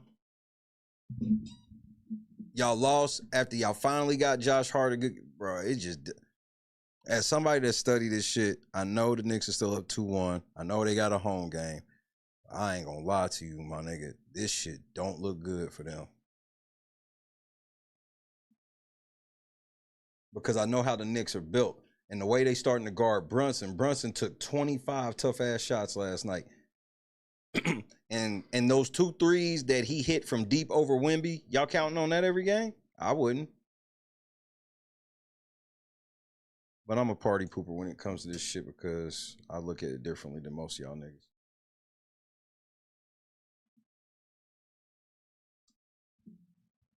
Can I get the sound in this bitch? But last night, just over 24 hours ago, it was a volatile battle zone. And what you're seeing... Shit, it's the scary bitch. Here right now is a far cry from the reckless mayhem that erupted last night after the Knicks loss overnight. Now take a look at what's been happening here. Hundreds of disorderly rioters flooded 42nd Street, vandalizing property and assaulting officers. Now, tomorrow night's Game 4 at MSG Plaza watch party stands in severe jeopardy. Outnumbered police officers tried to clear the overcapacity watch party crowd. I guarantee you ain't shutting that watch party down. You know how fucking mad the NBA and James Dolan will be? Y'all can pump fake that shit all you want, nigga. Y'all bought and paid for it. Y'all can cut that shit out. Of more than 7. Because James Dolan will fucking block y'all niggas from the Garden. I already showed y'all the video where anybody that be pulling this shit that he don't like with the Knicks, he got facial recognition software to ban you from the fucking Garden. So when you check in at the Garden with your ticket, you can't get in. I just showed y'all this. What was it? A month ago, I showed y'all that? I just showed y'all this. So you better send all Knicks fans, non-Knicks fans to do this because I'm telling you, your niggas ain't getting in the Garden no more. You fuck up this watch party. Because that's a check. Them watch parties are sponsored and shit. Yeah, it's free for the public. But they getting paid from the sponsors.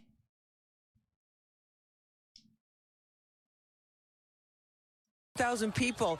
The NYPD says there were large physical fights. People climbed light poles on top of scaffolding and even police vehicles. They were throwing glass bottles at each other and punching people as other fans tried to leave the area. In all, there were 8 arrests, 13 criminal summonses, and 5 New York City police officers taken to the hospital.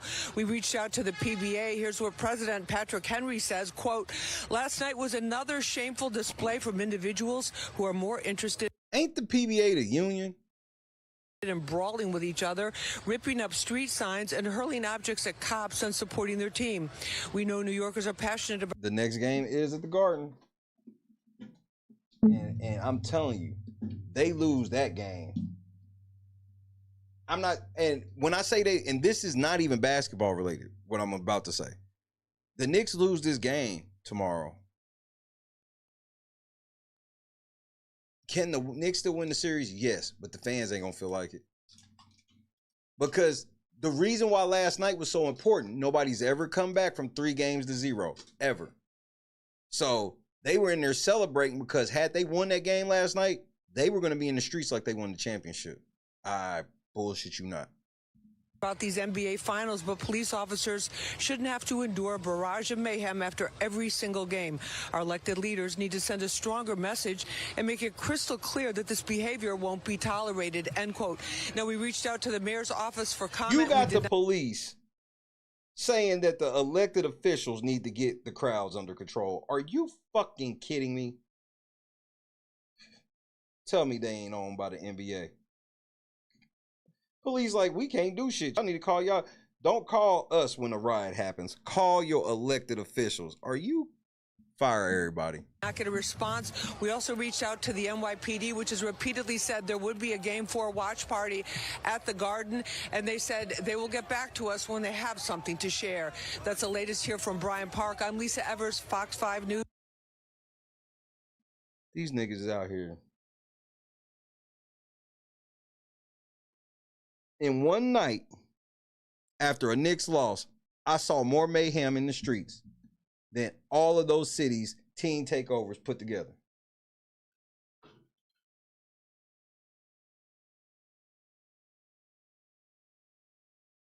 You better stop or I kick your ass.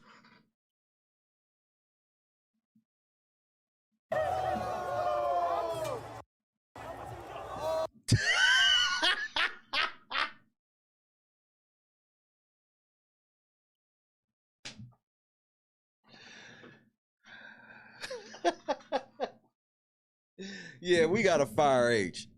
Fire H, bro. This is definitely Paul's fault. They should just put up executive producer Paul Levesque right now, nigga.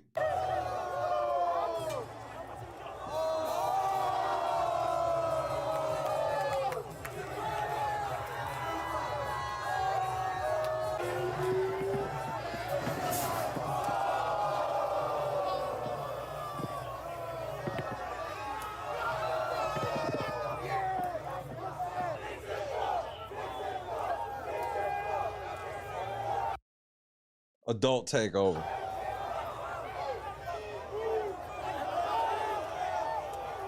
Throwing shit at the police. If some protesters come out here and do this shit, they gon' don't ever be a protester, bro. Because they will fuck you up as a protester. This shit, they'll let you get away with this shit. Like at events like this. But if you protested some shit, you were warned.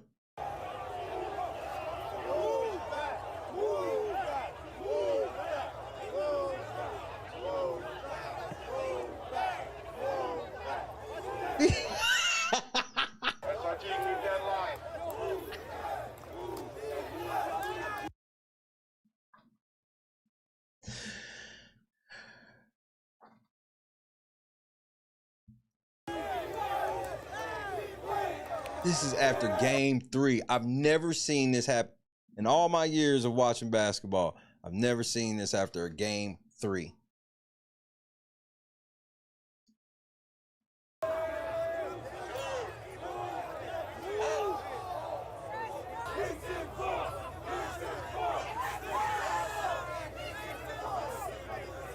Now, some of y'all look like some teens. Call this the Knicks team, the Teen Knicks Takeover.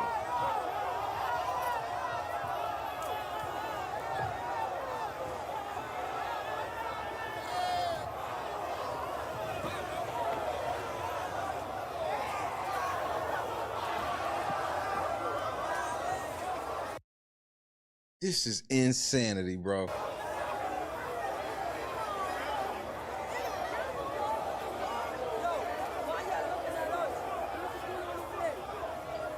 Yeah, y'all the victims, bro.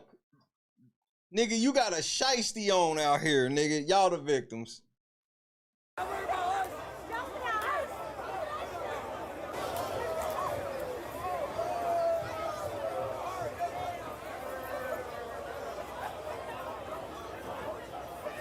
This nigga out here with a Nerf gun. Like, nigga, they gonna shoot the shit out of you. And then everybody gonna want me to feel sorry for this nigga, and I'm not.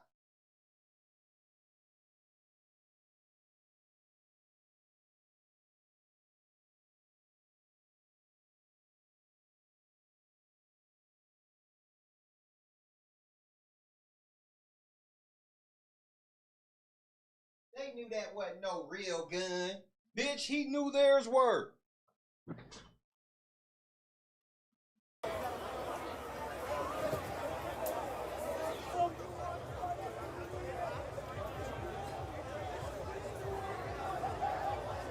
Now, this I ain't so mad about. Everybody here just chilling.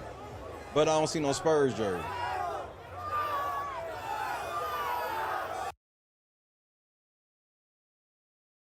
Are y'all telling this nigga to jump?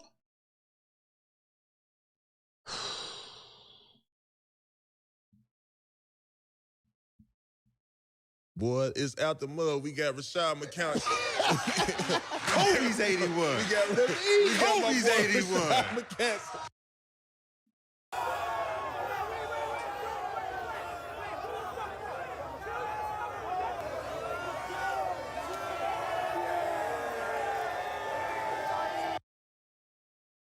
Lord Jesus. Miles Morales, they about to shoot the shit out of your black ass. As soon as they find out that one pigmentation up under that shit is a nigga, they gonna shoot the shit out of Miles. I want to remind everybody, this is after game 3. It's a best of 7 series, and they're not up 3-0.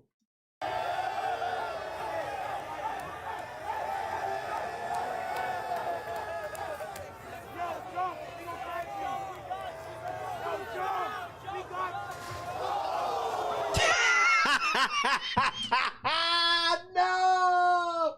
No!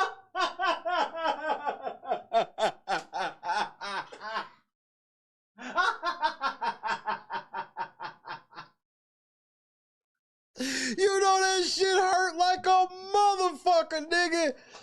Oh, I didn't see that coming. Oh, I didn't see that coming. You know that shit hurt like a motherfucker, nigga. No, those are $10,000 Supremes. Your advocate had $1,000 Supreme. This nigga got $10,000 Supremes. Yeah, nigga, just jump, nigga. Everybody gets one.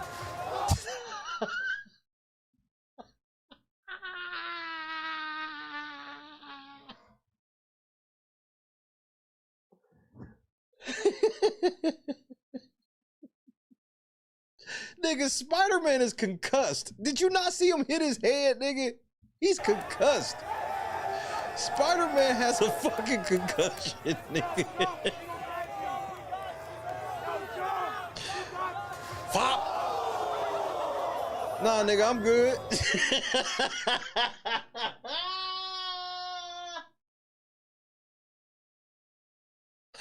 That nigga got home, took that Spider-Man mask off, had a big ass knot. He peeled that mask off, nigga, had a knot like this.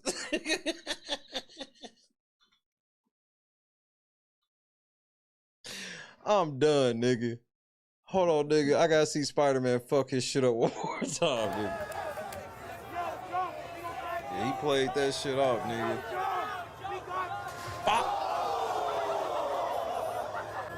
Maybe he got one of them El Grande Americano plates in his mask. That's the only thing that could have saved. He had a loaded mask, nigga. He loaded his shit before he went out in case niggas was gonna be on some shit.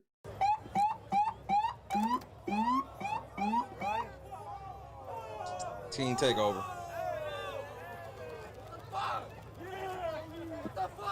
I promise you, they gonna use some of this Knicks footage talking about Team Takeovers, and they not gonna say it's from the Knicks shit.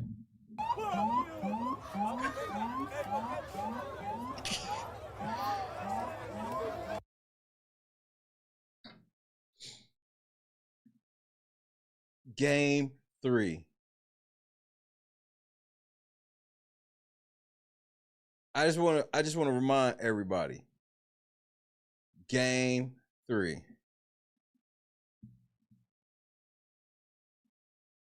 Something wrong with y'all niggas, man.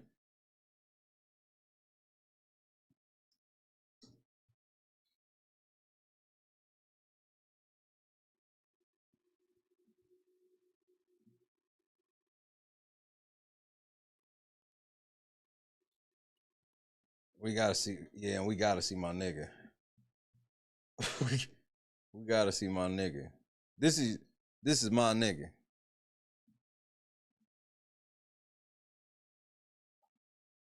This is my nigga.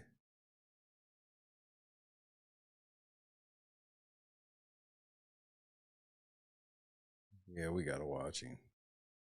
Do I want to watch him first? Or do I want to pull up second?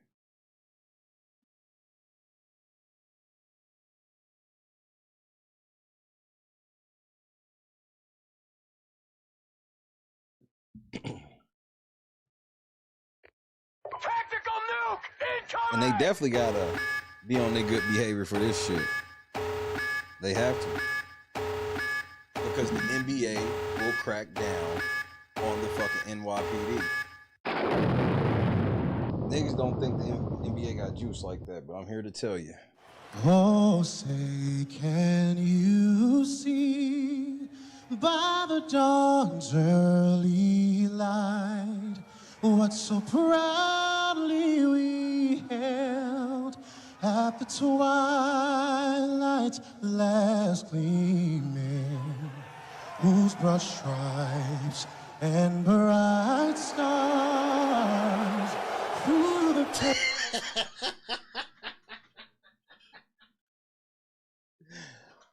That's y'all president, but this is my nigga, bro. This nigga is just the most awkwardly funniest nigga of all time, bro. They booed the shit out of this nigga. Knicks fans just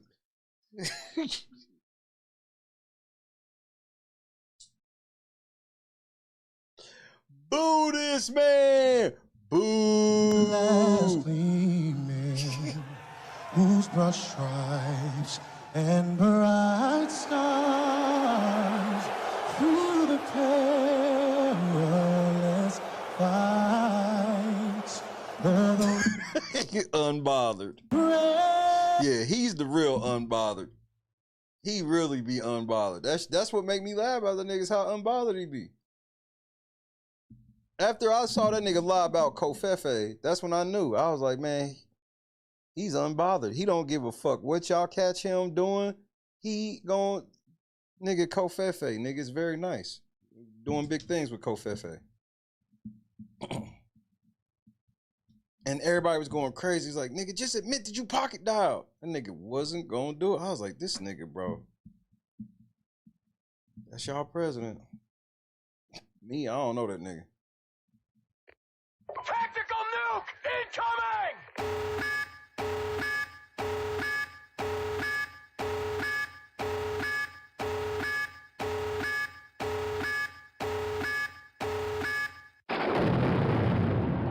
Erupted outside a watch party in Bryant Park after last night's game. Allie Bauman is live there now, and Allie, the NYPD is confirming there were arrests last night.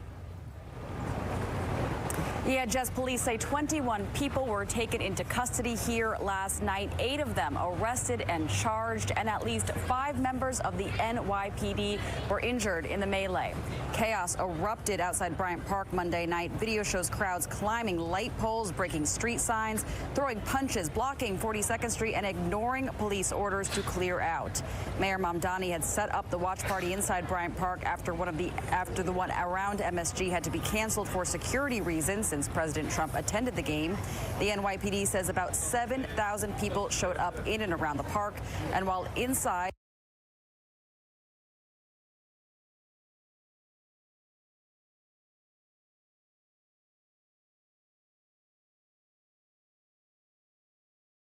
the watch party was orderly, crowds around it turned violent and No, what I said, nigga, do you understand? It's 7,000 motherfuckers out there.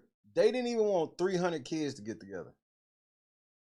They was flipping out about 300 kids. They talking about 7,000 motherfuckers out there. You know all the fucking reefer you smell, the Fent doggy dog. Look me in my face right now and tell me what no Fent being smoked out there at all. destructive. 2 of the 8 people arrested were charged with assault on a police officer. This, of course, brings up questions about tomorrow's security plan when the watch party will Team takeover. They taking over cabs, everything. return to MSG for Game 4. I think one of the main teachable moments would be to set up. Teachable? No, we teaching with force. Get 12 out there, start cracking some fucking heads, and set a curfew on all Knicks fans. For perimeter and possibly use magnetometers or some type of, at least 2,000 drunk of search for individuals that are entering the venue. Not so from the perspective of detecting weapons. I mean, granted, if we detect a weapon, that's a plus for us, but I think it would act as a viable deterrent. In a statement, a spokesman for City Hall said in part the fights and other disruptive incidents, including assaults on police officers in various parts of the city, are unacceptable and will not be tolerated as the NBA Finals continue. Mayor Mamdani wants all New Yorkers to celebrate and enjoy this run across the city while respecting one another. And the president of the police union is calling on elected leaders to make it crystal clear to New Yorkers that this behavior will not be tolerated. Yeah. You sound real hard on the phone. We're live right outside of Bryant Park. Allie Bauman, CBS News, New York. Yeah, let's hope this behavior doesn't discourage more citywide watch parties, Allie. Thank you. It won't. Knicks watch parties is big business. That's why y'all not really shutting that shit down.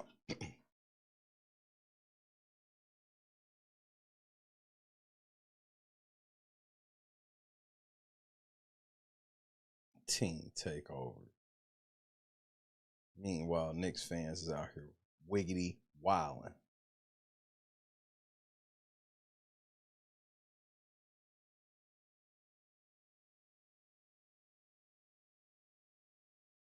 Nigga, what is this?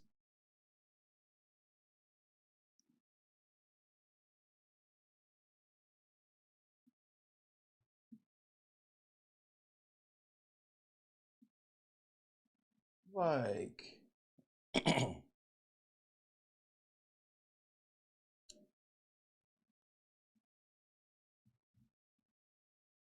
can kind of pick up on those cues and start developing cases and information. Can kind of pick up. Y'all really just started the video right here like that? Okay. On those cues and start developing cases and information from there. Shaparsky says Michigan City police were tipped off by social media about large gatherings or a team takeover planned for Washington Park Beach. In response, increasing police presence in the area. People that... Bro, y'all can save that shit. I don't give a fuck about that nigga being live. Y'all can go watch him. Go ahead. Go have fun. I'm at work. That possess firearms walk a certain way. That nigga do look like Chris Elliott. People that possess firearms act a certain way, and and there's certain things that tip us off to seeing that when they're in great, and especially in groups. Police later arrested 4 young adults and seized 3. Because here's the one thing you got to know. I told all of my people I was not getting involved in that shit. And I'm not even talking about y'all advocate. I'm talking about the topic of discussion. I got a little bit of, I don't like the grifting over dead bodies. I don't like y'all act like y'all care about this. Y'all making this shit a race war. You didn't care about the kid killed. You don't care about the nigga that's facing life now. And then so when I see all these pro-blacks come out today and all this shit, I'm like, y'all niggas wouldn't piss on me if I was on fire. Some of you niggas done did this shit to me. Some of you niggas have tried to ruin my life, and then today, y'all, oh my God, white people have done it to us again. This is like OJ all over again, except we lost this time. Firearms. Like, nigga, that shit is all just like, that shit's a trap in itself. That's why you have y'all's advocate. This is prime real estate for him. Pretend that he's heartbroken about some shit he don't know shit about. Shit at all. Black people lost. So let me come run. Let me hopefully bro, remember, same shit when Charlie Kirk died. How are Charlie Kirk would be celebrating today? Y'all advocate went out there and clout chase and spoke, hoping to go viral at the Charlie Kirk shit at Points USA. What's the name of it? All Points USA, whatever the fuck that is, no disrespect. Well, if you know anything about Charlie Kirk, he be happy today. He be celebrating what happened. This same nigga is like, try to go viral off Charlie Kirk death. Now, done flip sides and trying to go viral off of a nigga getting ready to possibly go to prison for life. Turning point. Thank you. Like, that shit grimy to me, and it's political. That's the main reason why that Carmelo Anthony shit, I don't want no parts of it. It's completely political. It's not real. It's not about investigating the crime itself. Oh, man, he had an all-white jury. Then he should have some better legal representation. Because why would his lawyer allow that to happen? See, stuff like that is what be bothering me. What the fuck is your lawyer doing? Your lawyer let that happen?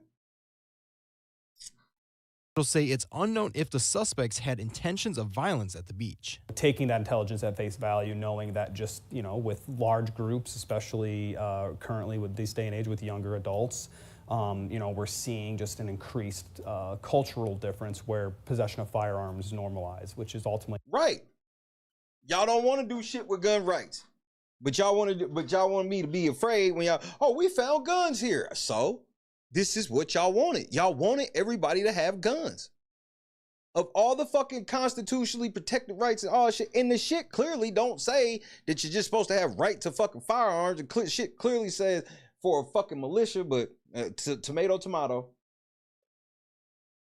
We need a bunch of constitutional scholars to decide about the second. No, we really don't. It reads pretty plain, but that doesn't fit into your narrative, so you'll just pretend it's not plain.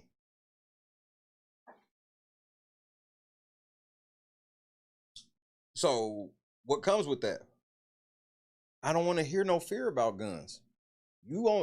I'm somebody that don't believe in carrying a firearm, being around firearms. I'm good. But I don't encroach on anybody's rights. The law is the law. I'm not one of them people where it's like, when the law doesn't agree with what I want, I don't recognize the law. Because there's a lot of people that do that. You follow the laws you want to follow. And if you don't, you don't. like the battle that we're fighting here in Michigan City, and everywhere, really. Michigan City police say social media plays a huge factor in the size of these events, but it also plays an advantage to local law enforcement as well. For example, that teen takeover was advertised and shared hundreds of times, so that you can't prove that. I could literally pay a bot account less than 10. Listen to me. I can pay to have a fucking post shared 100 times for under $20, for under $10. You can get it shared for like 1,000 times for like $30.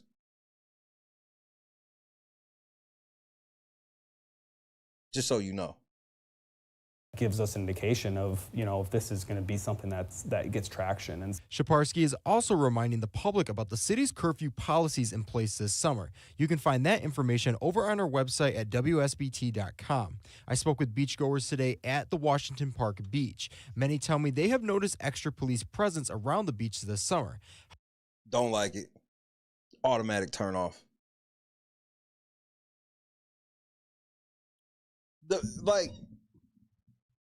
That's one thing about, like, if I was rich, I do a lot of secluded shit. And not even because I got a problem with people. I don't like when police feel like they got to be at a crowd heavy. Now, that's not saying that I expect no police presence. But like when I go to the beach, I don't want to see a heavy police presence. I just don't.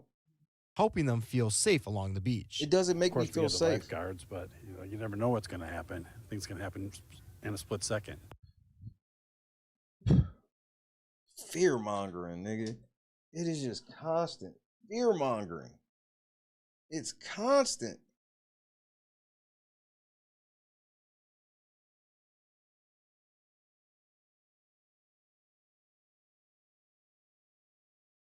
Hold on, I want to see what they talking about. I don't even know what the fuck this is, but this is some weird panel. Let's see what they saying. This looks to be on some PBS channel, but I don't think it's the national PBS, but like maybe a local PBS station. Wait, is this in Chicago? Is WTTW in Chicago?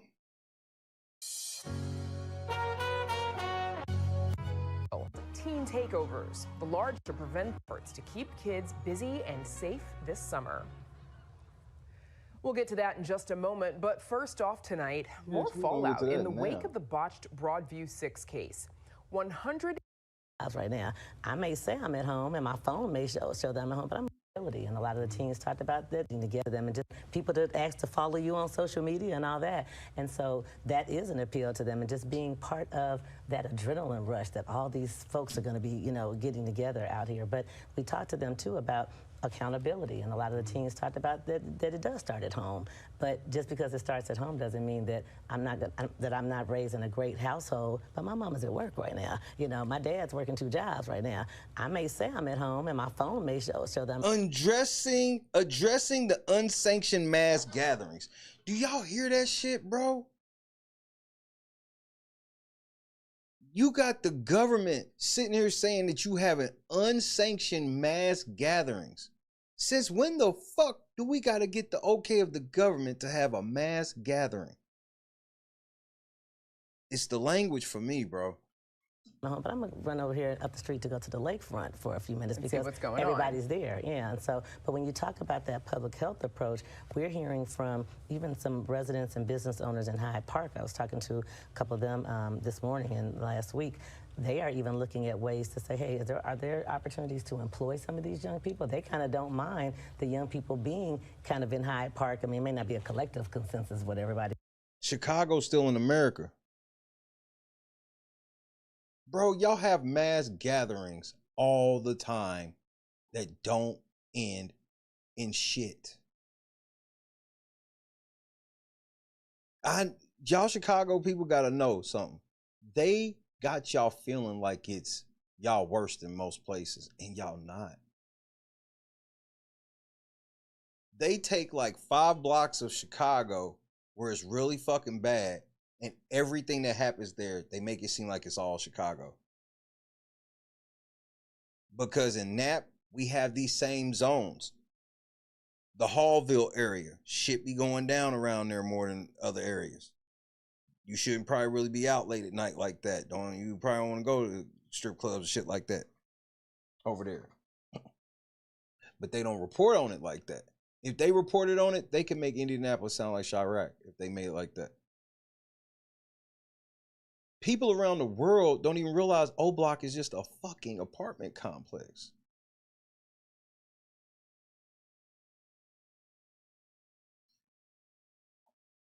So that's why I be like, you gotta be careful when your government is telling you it's best that you don't have a mass gathering unless we sanction it. It's like, but that's not what that's gonna mean. You know, people go to Bulls games. Every Bulls game doesn't end in some murderous shit. Same thing with the Bears. Same thing with the Blackhawks.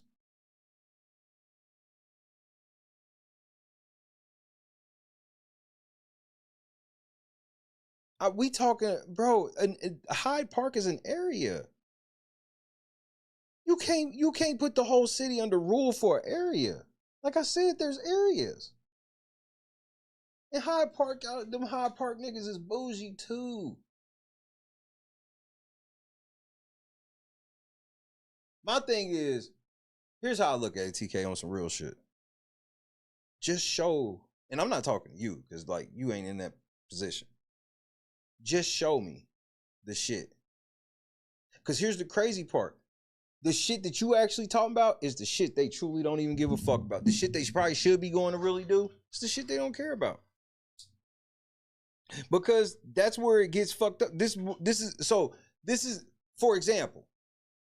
So for prime fucking example, where it's like, when they were showing the maps of where the teen takeovers could be, What the fuck was the first thing I said? I said, y'all would never put the maps of where the dope is at, where the prostitution is at, and where is high likelihood of firearms, and y'all know where they are.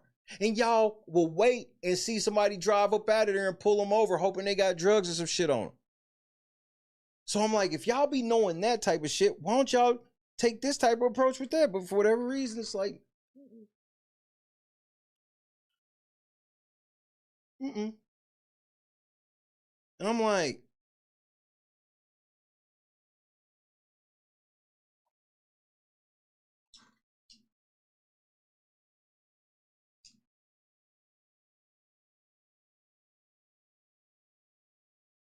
so TK, you really think every mass gathering somebody get murdered in Chicago? Like everyone? I'm being serious.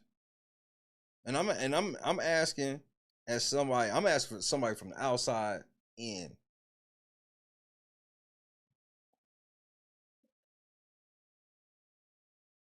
Bro, it's YNs everywhere you go. We talking about a situation. I don't want to conflate the issue. I'm not talking about, I don't even care about a police presence. I'm not saying there shouldn't be a police presence, but this ain't what they're really talking about. See, in the 70s and 80s, there used to be a police presence. You know, you knew the cop, the beat cop, his partner, whoever the fuck, these people in your neighborhood, you knew these, they show up, whatever, you knew they were. Now it's like, nah, we don't want to do that. We just want to kind of just crack heads when we feel. We want all the kids inside.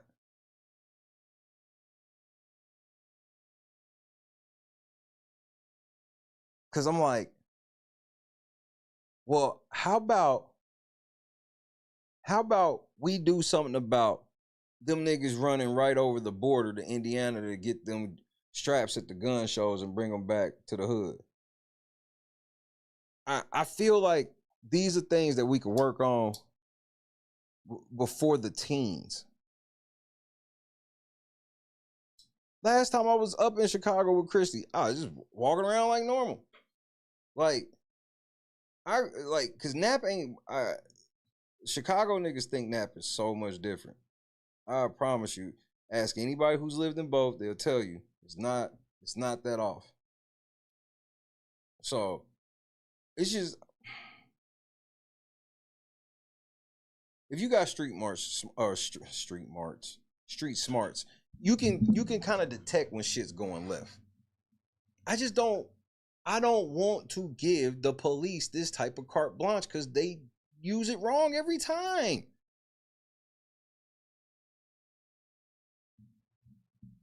Because I feel like they got enough in place now to stop. That's the other thing, okay? So they got enough in place now to stop shit. They making it seem like they helpless. They have to prevent this shit from happening, but it's like they don't prevent shit else.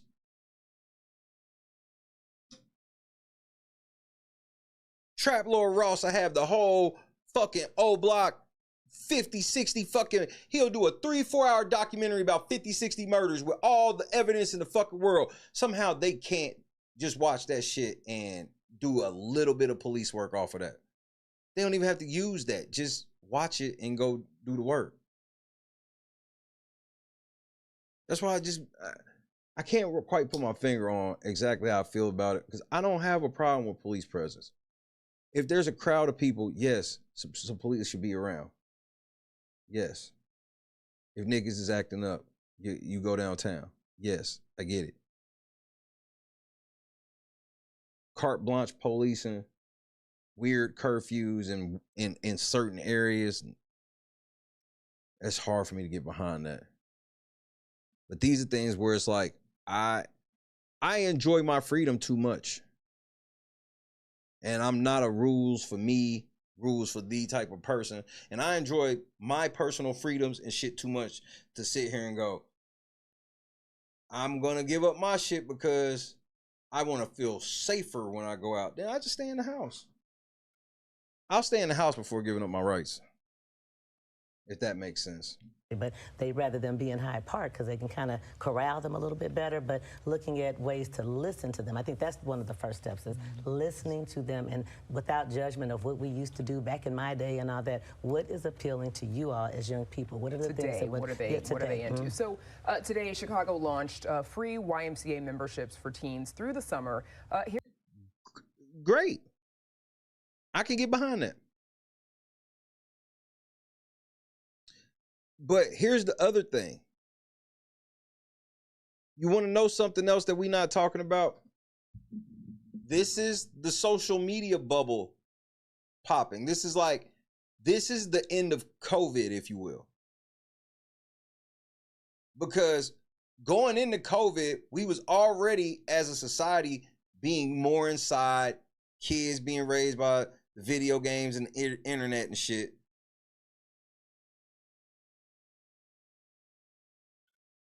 Versus us, when we grew up outside, outdoors, even though we had video games and shit. We still grew up outside. We came home, did our shit. Our parents put us outside, a lot of us. And so once we got older, there was shit we would go do and want to do and go do. I think these motherfuckers don't know what to do.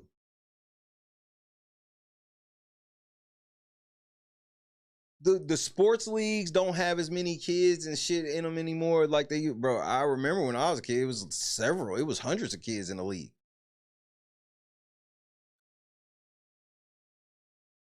I think they truly don't know what to do. And then like the places like are over, like Dave & Buster's, like that's not no shit a kid can really go do every weekend. Like you gotta have a real job and no bills to be able to do Dave & Buster's every week. It's like nothing to do. They don't have the kids hanging out the bowling alleys no more. You know, a lot of the skating rinks are closed now. So you got skating and bowling, that shit. That's you talking about generations of motherfuckers raised in bowling alleys and skating rinks. That shit shut down. Discovery Zone popped off, and then the business model fucked that up. So that shit left. You know, teenagers ain't really trying to go to Chuck E. Cheese, bro. So it's like, and then the movies suck. They're not in the movies. They're not in the music because everything's just corporatized. So it's like, it's not good. They're not even really into it. It's crazy to see my daughter just like, all she listens to is like 90s and 2000s music. Nigga, it's crazy. It's crazy to watch somebody 16. It'd be like when I was 16, all I listened to was like 70s music. 70s and 80s music. Which I listen to a lot of 80s music and shit. But like really deep in it, like she be having, bro, football be in there jamming like a motherfucker. I'll be like, damn, that is that shit. And since her mama white and her daddy black, the playlist just be going crazy.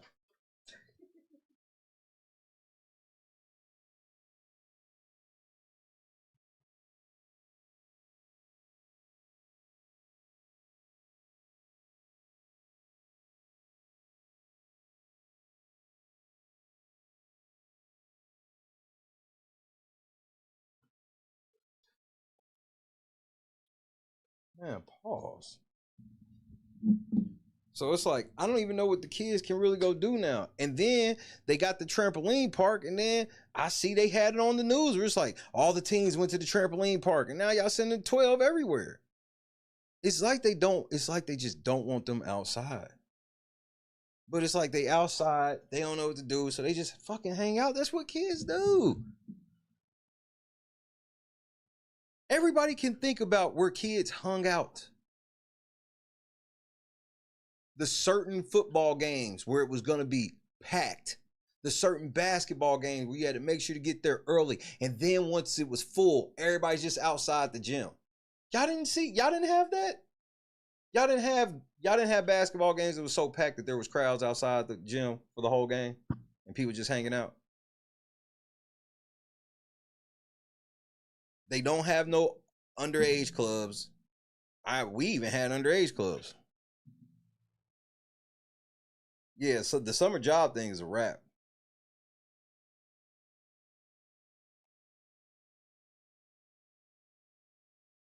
Because the jobs that were typically seen as summer jobs are worked by adults now. Crazy.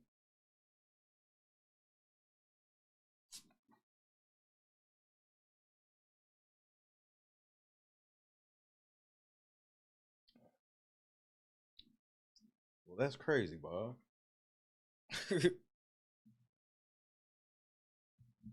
So when you think like they don't have shit, we had a lot of shit. We had movies, and it was like a good movie every fucking week coming out. Back when they were still doing actual acting and shit movies. Now it's just they just go into a room with green walls and pretend to do everything. Like I wouldn't even want to be an actor or an actress now, either or. Like everything's just CGI, green screen.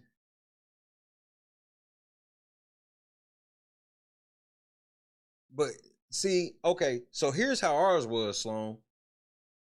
It's the area. It became the areas. And then it started being certain spots the police would fuck with. Then you just kind of went to other shit. So the best way I could put it is you had alternatives. So let's say I know that there's going to be a certain event at the skating rink on the west side. All right, I know that 12 is going to be out there like a motherfucker, dispersing everything, all types of just craziness. But if I go to this other bowling alley, it ain't going to be as fat, but it's a decent amount of people hanging out and shit like that. So it was like alternatives. I don't feel like these kids have alternatives. Like, well, where can we go hang out where we ain't got to spend all this money? Because if they walk in any business, the business is going to freak out and be like, man, y'all got to buy shit or get the fuck out. And then if one kid acts up in the place, everybody's in trouble. That's the number one thing we got to stop doing is everybody's in trouble for the bad apple. There's no such thing as 100%. There's going to be somebody around acting a damn fool. Everybody can't get in trouble for that person.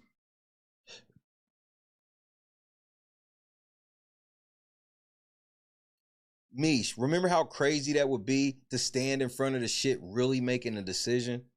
Look, calling the movie theater and it's like really a decision. You like, shit, which one are we gonna do? Now, every movie that come out that even remotely sounds like something you want to watch, you only want to watch it for the nostalgia factor. Always a reboot. Always a reboot. I mean, this reboot shit has gotten out of control. It's killed movies.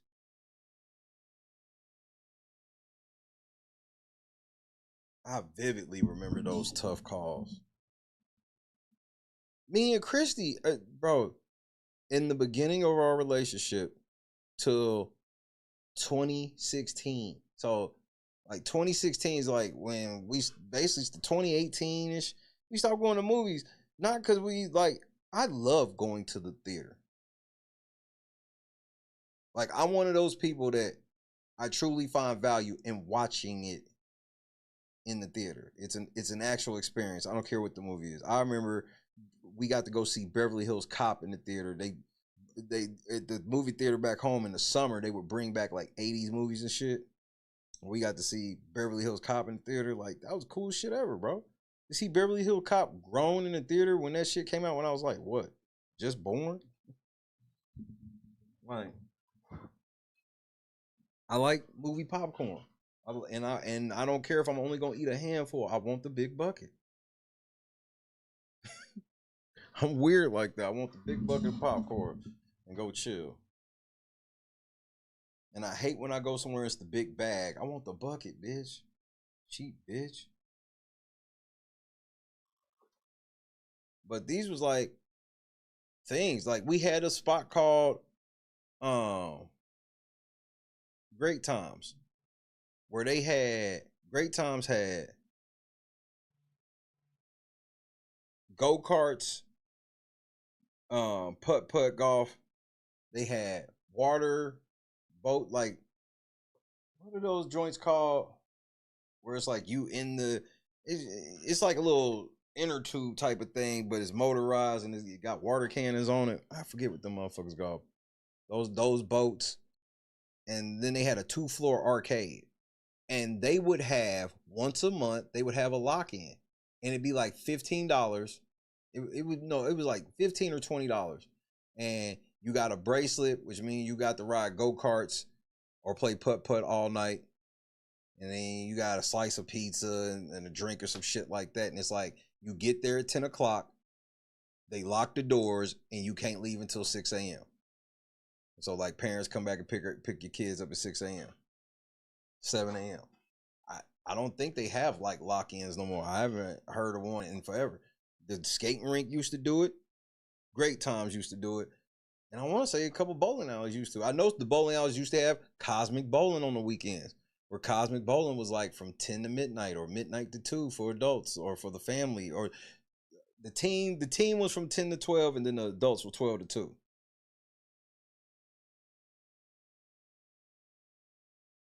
I just don't hear of them having all of these options. I just don't hear the options. That's what kept me, because, like, if I was going to some shit and it was too fat, I'd just go somewhere else. Especially once I was driving at like 17. Like, if I pulled up on the set and it's like, I don't know about this. Nigga, I go to the other bowling alley on the other side of town, whatever the fuck. Because once I got my license, no trip was too far. I like to drive, so, like, no trip was too far for me. So it's like, if it's on the west side and I'm on the east side, I don't give a fuck. Let's go. I'll drive up to the north side and be like, all right, well, let's drive down to the south side one day. Good night, KS. Rest up. KS, we had 2,000 joints, bro. We had 2,000 spam today over the last 24 hours. That's such a monumental breakthrough. Steak and Shake. That's where that Steak and Shake was one of the universal after party spots. As a teenager, all the way to when I was a DJ, that's where you went after, because, you know, Steak and Shake for 24 hours.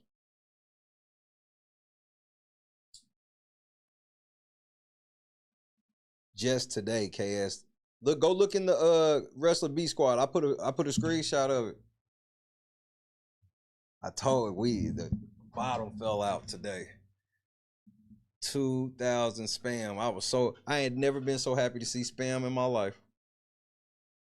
All right, Chicago lady. I went down my long rant of the kids not having options since you was talking about options. Don't think I forgot what you were saying. I remember.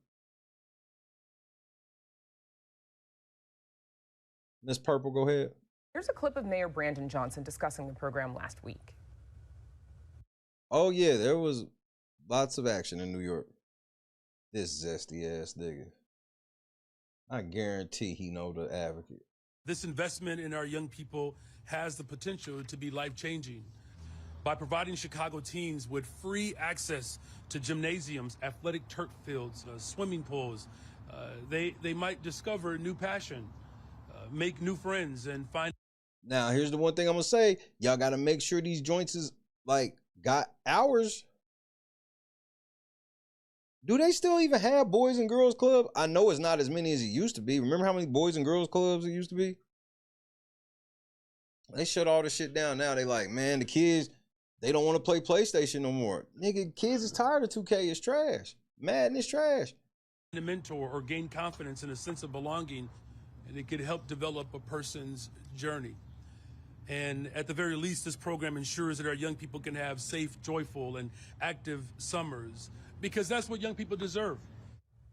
Well, y'all took all the activity shit away, bitch. Y'all took all the activity shit away. Remember how the 80s was? Let's talk about another thing about the 80s.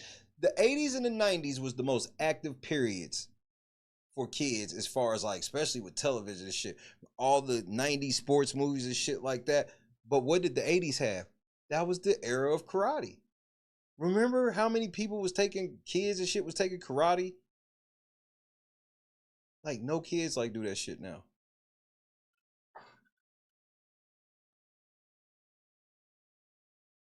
There's like no kids to take karate now. Not like that. So, Bradley, what the mayor's describing sounds like a lot of good stuff for children to do during the day, but I think we know that teen takeovers tend A lot of them will start doing MMA, and that's not the same thing. to happen in the evening, at night. Is this the type of solution that we need, or is it a little bit more complicated than just providing activities? Well, it's a good start. Just the same as I commend the mayor on expanding youth employment, so Chicago Youth Works as well. What I would say needs to change is how do we extend those hours so that, for instance, for the employment, it ends at 5 and it's on weekdays. That's a decent question. Could they shift that time down so youth could work a little bit later? The other parts are the spaces and the places. Can we extend our hours later? So I know at Build, we made a concerted effort. So in the summer months, we have 3 nights a week that we do midnight basketball. We also have... That was another thing we used to have, midnight basketball. This whole thing where you just like, the kids just got to stay in the house and parents, you got to make them. That's just so unrealistic. Community family nights. We have special activities and parties for young I'm shitty, TK. That's right, gang member. people. We do community pop-ups.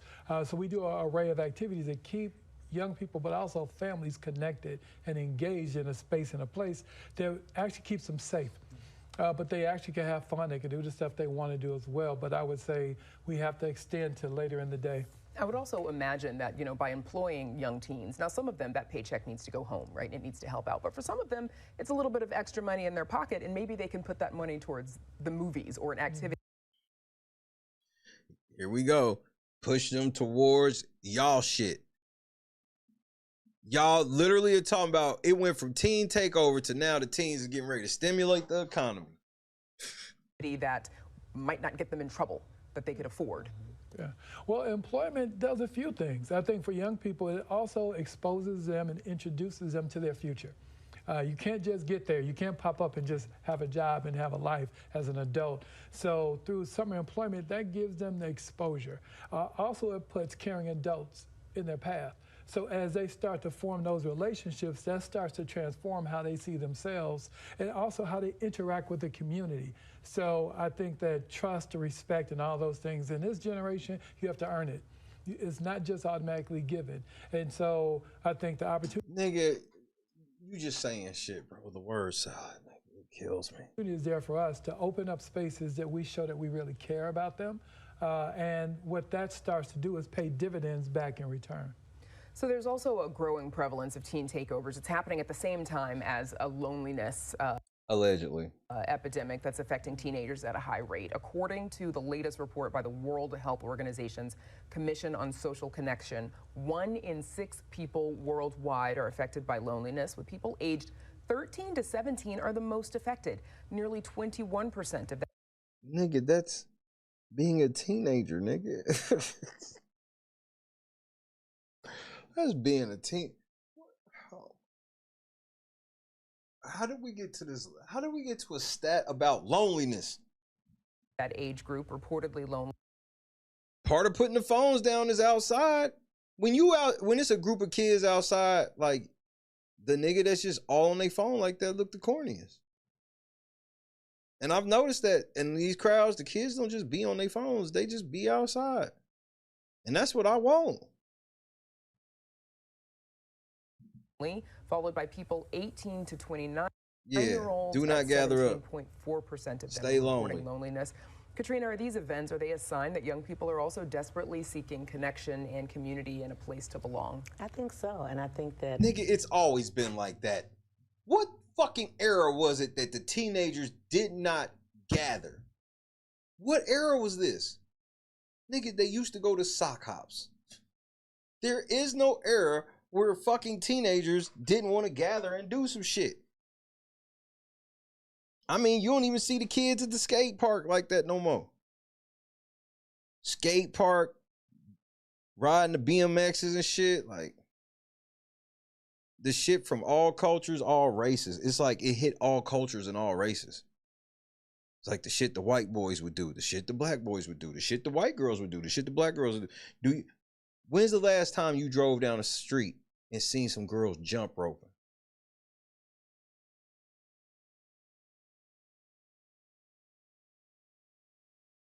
You know it is, Sloan. When the motherfucker last time you drove down the street just seen some girls jump roping? Like, you don't see none of that shit no more.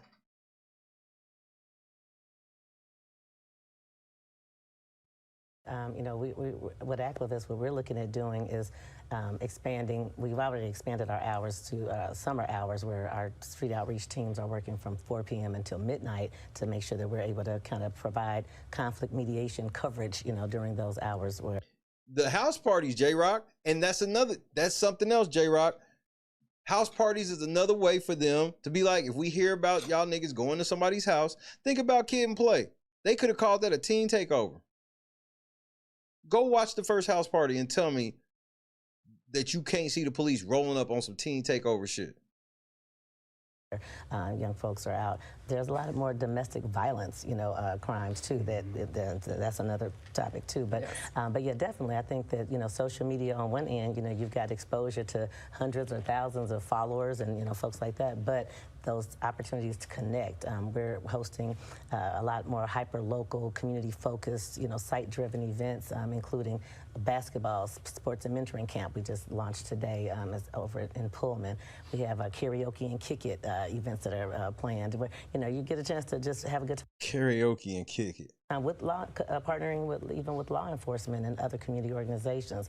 In North Lawndale, we'll be a part of the Play Streets program, and Bill is as well. But where you have these, you know, block parties, you know, bringing back. Bro, the neighborhood I lived in. Shout out to Camel. Y'all see Camel in here sometimes. He can vouch, bro. It was a neighborhood of us spread across the whole neighborhood of like 6, 7, 8 blocks. Like, we was in like a neighborhood. And in the summers, we was playing basketball. When it started getting too cold, we was playing football. And we just cycle like that with all types of shit in between. Water gun fights in the summer, just all types of shit. It's like, now all your friends is just like, you get online and you see who's online.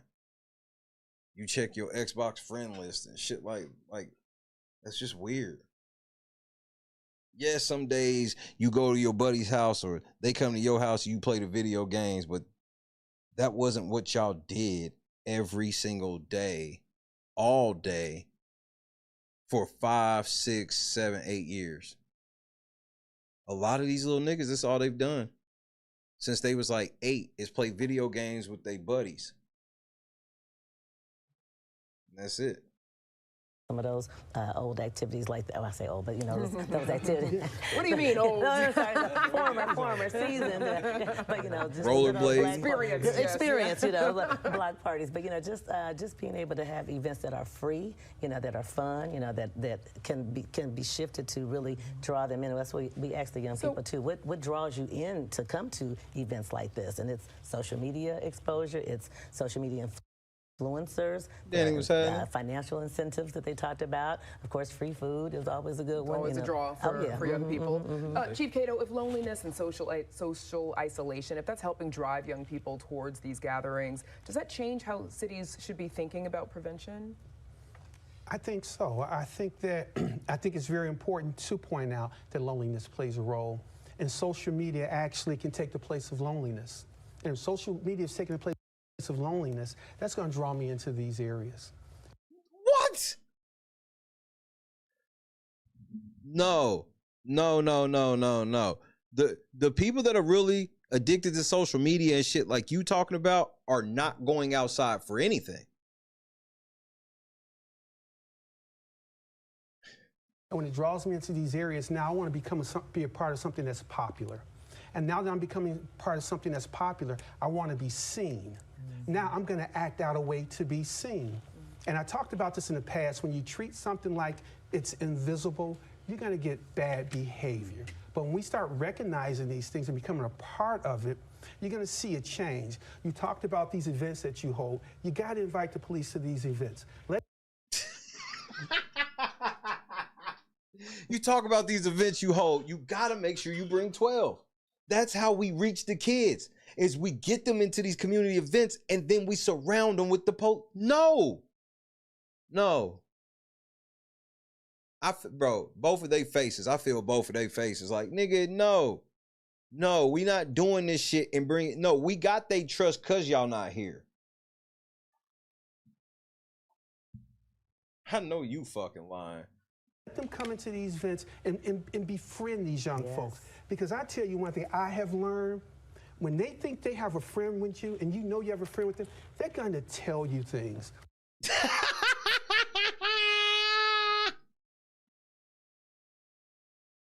I'm going to tell. These niggas sitting there talking about creating snitches for the police, nigga. What the fuck? This nigga's like, hey, nigga, let us come to the, you said you be having kids at your events. Well, let us come there so we can turn them into the snitches of tomorrow. I know you fucking lying. And befriend these young folks. Because I tell you one thing I have learned, when they think they have a friend with you. Out loud, Hiram. And you know you have a friend with them, they're going to tell you things. I'm going to tell. We have to be more a part of everything in the city. The city is one community, and we have to stop treating it like it's multiple communities. And we tend to do that. Folks on one side of the city can't say, well, it's not happening in my neighborhood. Well, I tell you one thing, if you ignore it, it will be in your. No, this whole thing where y'all are now using the scare tactic of we need the police to just be all over everything because one day we might, bro, y'all, I just don't, I believe too much in God for y'all to scare me like this. And what is going on there? Neighborhood. So when someone says, well, why are you taking the resources out of here and you're putting it over there? You know why? Because they need it. And they need it because it's going to help you in the future. Our children, they're just not his children. They're just not He said Counter-Strike Team Takeover. Children, his children, your children. They're all of our children. And we have to start treating them that way. Give these kids the resources that they need. And I think we will see a difference. Chief Calderon, what happens when a takeover does happen? How should local police be responding? Well, first, I think if we stay ahead of it by identifying, there's usually one or two people that are driving that gap. See, he can't answer the question because they haven't dealt with whatever this team takeover shit is. That's why they always talking about preventative measures. We know how to prevent them. Yeah, they're not happening.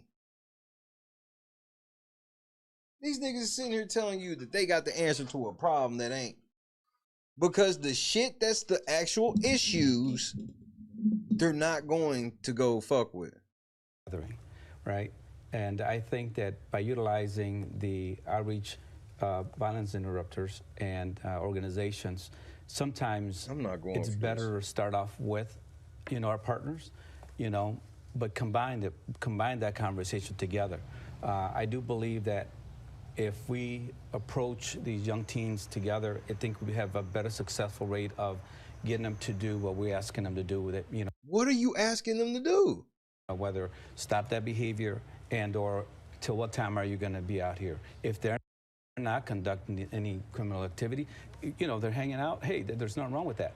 But let's have that conversation. How long are we looking to stay here?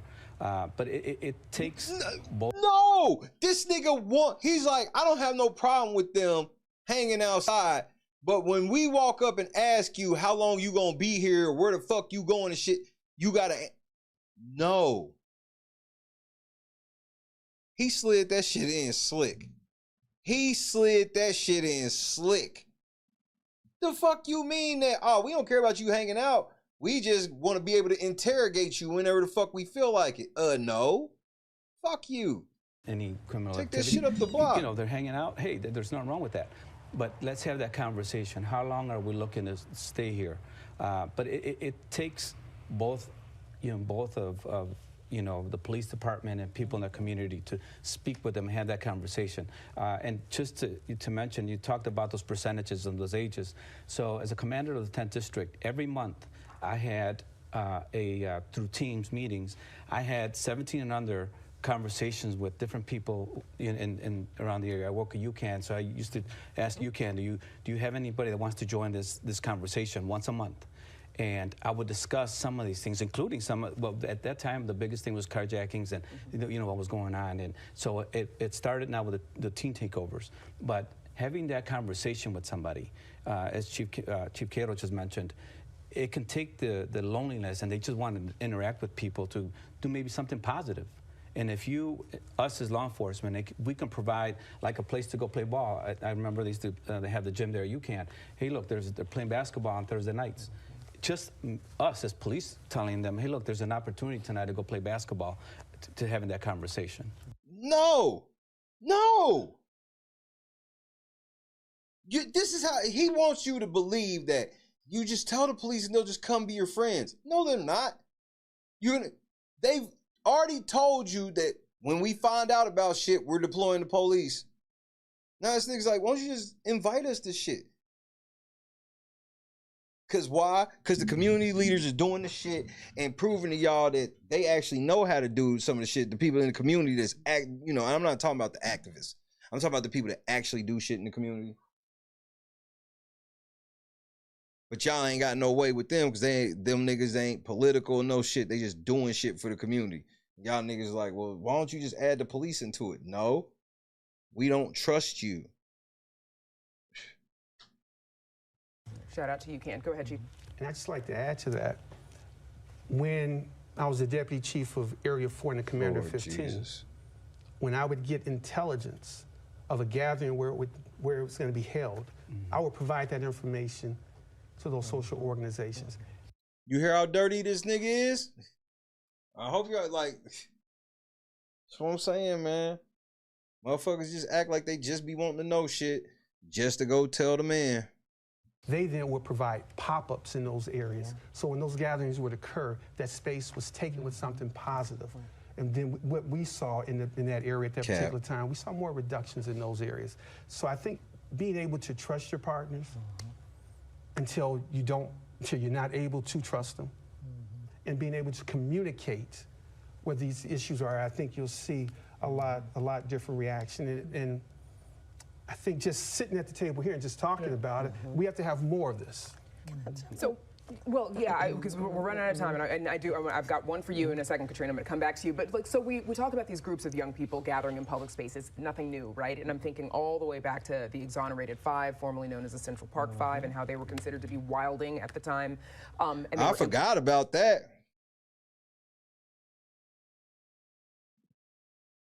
I forgot about them niggas. Implicated in a crime, and they were a part of a big congregation of young people. Yeah, they can't catch scammers on Instagram. They can't catch scammers on YouTube. You got motherfuckers that blatantly sit, bro. We dealing with motherfuckers who blatantly sit on this motherfucker. This is real shit and easy police work. They just don't care. So anytime they pretend that they care about something, know that it's about getting some bread. In Central Park, then, are we seeing something fundamentally new, like with today's trends, Bradley, with all of this, or is this sort of the latest version of what young people have always done when they're seeking activity and something to do? This is nothing new. Well, a lot of that Gideon shit be his fault because he be doing shit for clout, trying to thread that needle. I mean, you can go back to the 1960s. And when everything was going on in the world, identical in a lot of ways to what's happening now, socially, politically, economically. There was so much going on that young people were joining gangs, getting involved. They were in the streets, there were riots, there were all types of things happening. And what happened was the city organized youth outreach. It ain't really gangs like that anymore. It's just a bunch of fucking unregulated cliques. Street outreach, programs, activities, employment. And then also what they didn't have, what we're adding now, is mental health support services and then wraparound services. And so there's nothing new under the sun. The reality is that it's how we're going to approach it. And I think that we have an opportunity not to be reactive, but to be proactive. It's not a matter of when, if there's going to be another event. It's There will be. There will be. It's Monday. There will be. Katrina, we've got about 30 seconds left. I just want to talk about indigenous leadership, and it's so key for community organizations like an Activist to have leadership that is from those communities, where those high violence communities has the experiences that, from being on the other side of the right thing to do to, now being on this side of doing the right thing. It's very important to have those kind of folks in front. Bitch, no, we're not doing that. You're not spending, I'm not spending my last 30 seconds with that. You got me fucked up. They 1000% trying to cash out. Especially when the Chicago police and politicians try to act like they care about the youth. I'm like, nigga, soon as y'all start trying to act like y'all care about shit I know you don't care about, that's all I need to know.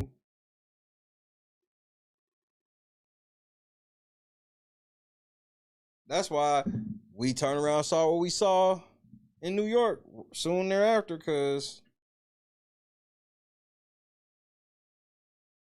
the karma of it all.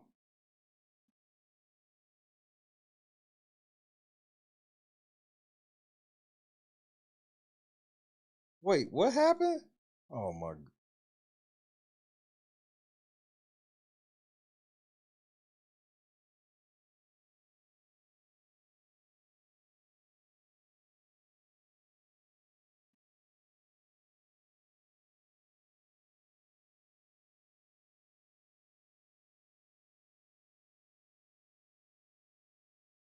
Damn, are you really gonna take that? We ain't even doing all of that.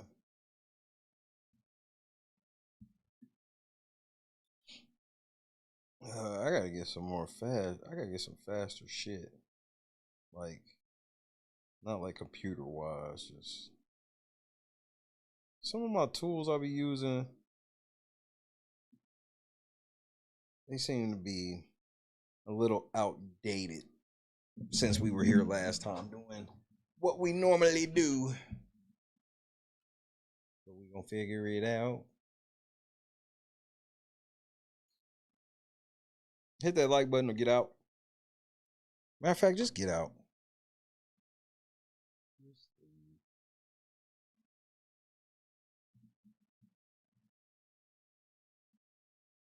Knicks fans hate me.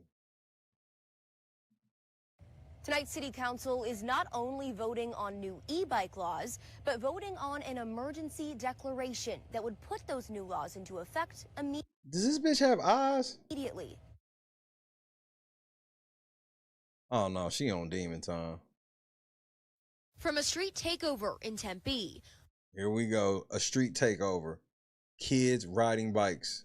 Reckless riding in Queen Creek to a near miss in North Phoenix. If you're not aware. So now, this is part of a teen takeover. They want to put, they want to put laws on the kids that's out riding bikes. Yes, some kids be dangerously riding these bikes. This didn't just start. Aware of what's going on right now, then you've either been away out of the country or you've been on vacation, because I can't understand how people don't know that this is happening. Gilbert. Bro, why are y'all acting like this is unbelievable? Neighbor Tom Loria describes the escalating problem in Gilbert. This body-worn camera video from Gilbert police paints the chaotic, dangerous picture. They run lights, they don't stop, they just go anywhere they want to go. Tonight, Gilbert... Nigga, this has been... They be acting like this is some new shit, bro. Leaders are considering changes, including banning the sales of certain faster e-bikes to children under 18, Now the kids can't even get mopeds now, bro. That was the dream at 15, was to get a moped. requiring children to wear helmets while riding, and creating a 15-mile-per-hour speed limit for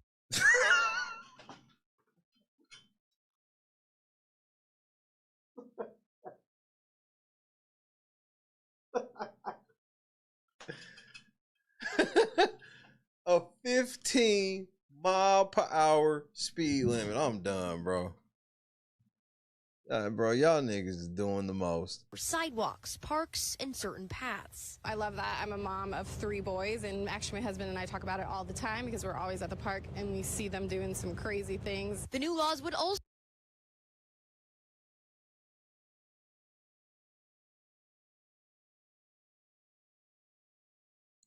I just didn't grow up this pussy. I just didn't. Like, even like, let's say that my grandparents was like, you shouldn't be fucking with these bikes. Maybe we ain't gonna get you no bike or no shit like that. Like, to be sitting here talking about we need to like ban this shit. Like, it's just like this new way of everybody just don't want to police their own fucking kids and want to police everybody at the same time. also make riding under the influence, fleeing from police, and reckless riding a Class 1 misdemeanor. That shit's already illegal. This is when I know you lying. Riding under the influence ain't illegal already. Fleeing from the police ain't illegal. That's literally a charge. Fleeing. This is when I know y'all on some bullshit. And require stores to share the laws with customers when they buy an e-bike. This is a start in the right direction. So now y'all want to pass a law. So when I sell my bike to somebody, I gotta play a police officer representative. Man, fuck you. That ain't my job. My job is to sell this mother. Y'all don't make niggas who sell guns go do that. Niggas that sell guns don't gotta explain gun laws to motherfuckers and penalties. Hopefully we can get some kids prevented from being hurt, or you ain't got no kids being hurt now, or you would have already mentioned them. Going to jail, or worse, getting killed. Gilbert police tell me You haven't had any of that. I'm sick of y'all niggas just looking at kids doing shit and be like, we gotta shut that down before somebody die. So somebody get hurt, or so somebody this. Nigga, this is life. No matter what it is they're doing, somebody's gonna get hurt. Unfortunately. if passed, they'll have more freedom to enforce. They plan to use drones to catch e-bike riders who... No. Now, here we go again. Mass surveillance. Oh, they doing teen takeovers. So we want to pass a law so we can follow your kids' social media to see where they're going. Now, kids is outside on bikes. They want to bring drones. They want to... Police want to come watch your kids with drones. Now, here's the best part. While they're watching the shit with drones, they gonna pick and choose. Your kid could really be hurt. But if it ain't part of their narrative, they're not gonna go help. You think they're gonna send a cop out there if one of them kids is stranded because their bike don't work? Fuck no. Who are breaking the law.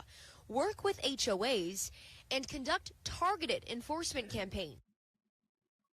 Drones, police, HOA. The answer is no. That's why I would never live nowhere with no fucking HOA.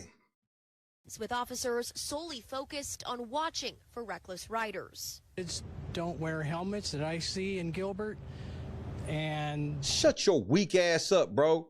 Grown people on motorcycles don't wear helmets. And them motorcycle niggas will come for your throat, nigga, if you start talking about we need to make laws making them have to wear helmets.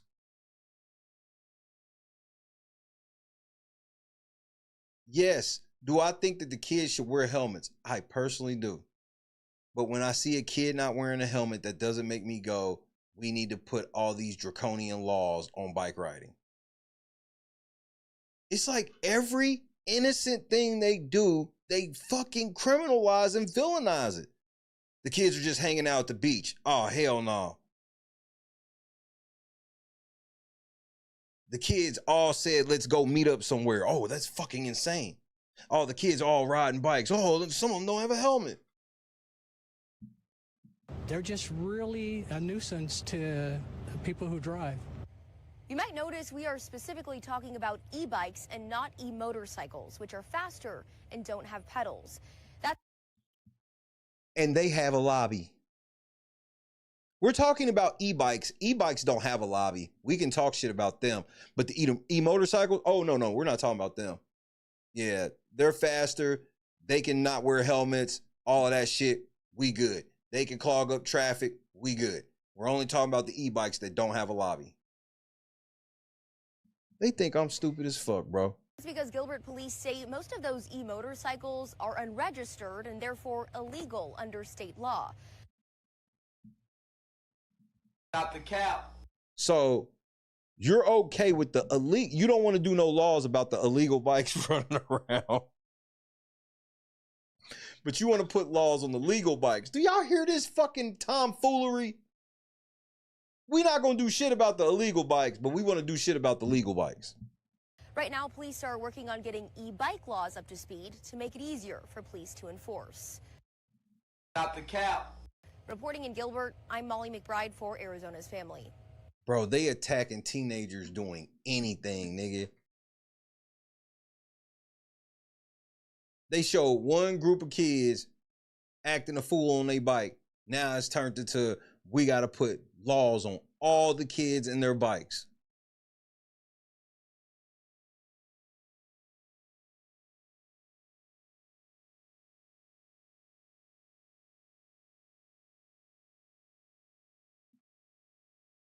This is really happening. They're really running a nationwide psyop on the teenagers right in front of our eyes.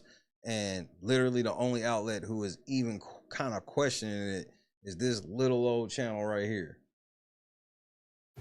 Kendall, thank you for that report. 4 teenagers were arrested after a big fight inside a restaurant in North Naples. Now, this happened on the last day of school, where Collier County deputies say it stemmed from an attempted teen takeover.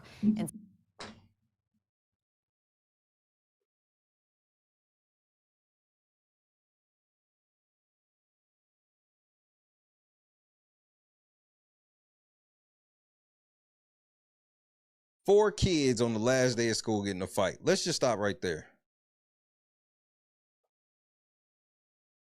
Have you ever heard of the last day of school fade? 1 for yes, 2 for no. Let's just start there.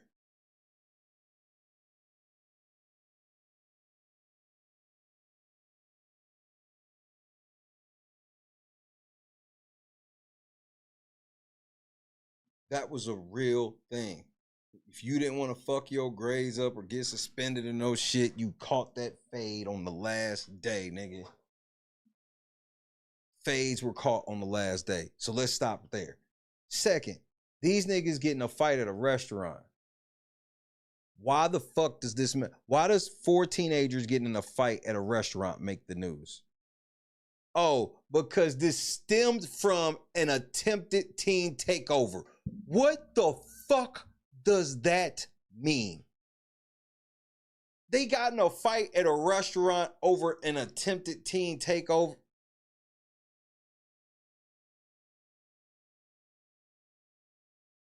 They just making the shit up. I've seen that too.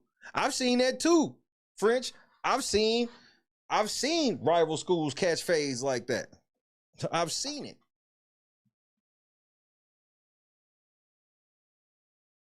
We used to egg the other school bus. On the last day of school, we would egg them, and they would egg us back. That was like a thing.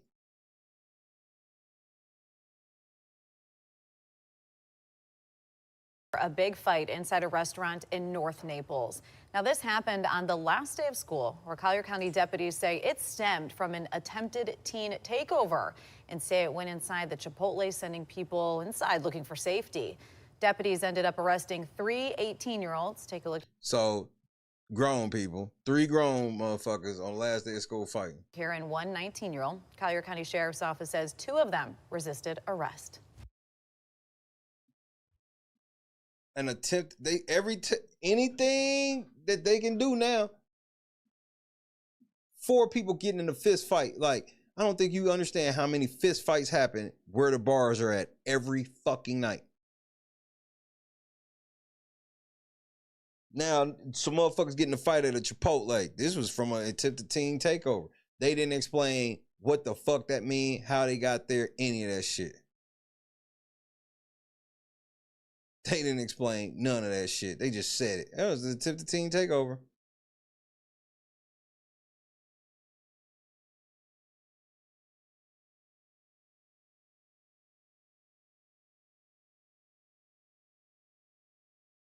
You got niggas all over the place trying to pass emergency laws. Nigga, they everywhere. And all of a sudden it's more. It's like more videos that were created today than that were created yesterday.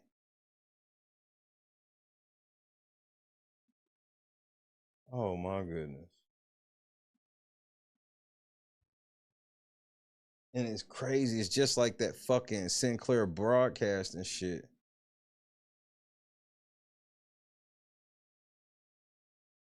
It's like they all saying the same thing, variation of it. Whatever witness they got tends to be a fucking witness that's like anonymous.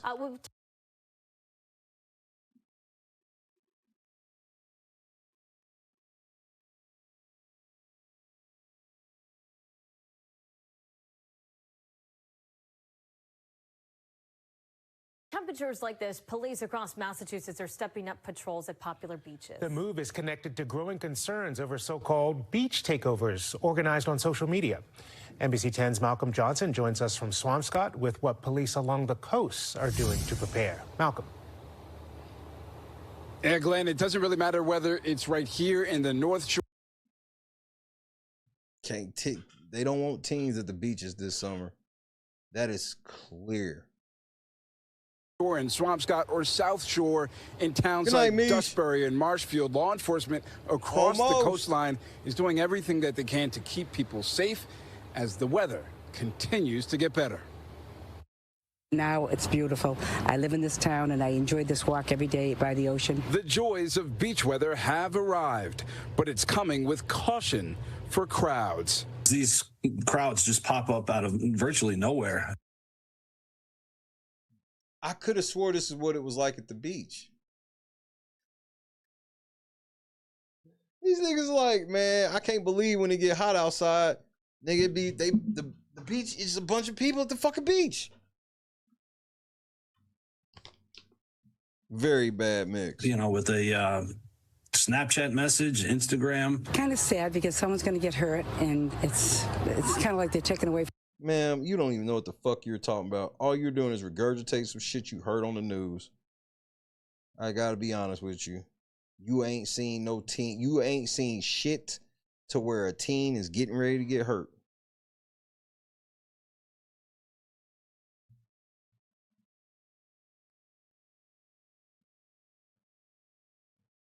Let me calm down.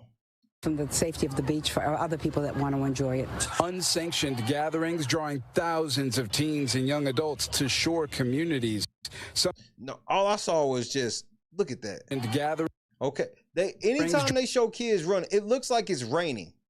So the kids are running from the beach because it's raining.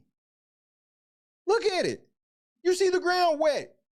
They're running because it's raining. But they got B-roll of these niggas running from the rain and trying to frame this shit like they're running from a teen takeover. Oh my God, bro. They're running from the rain. That's why I'm like, that Knicks footage, oh, they got a bunch of gold that they're going to use next week. Talking about a teen takeover. They're running in the rain. Drawing thousands of teens and young adults to shore communities. But this is what we see. We don't see anybody acting up. We just see the military out here.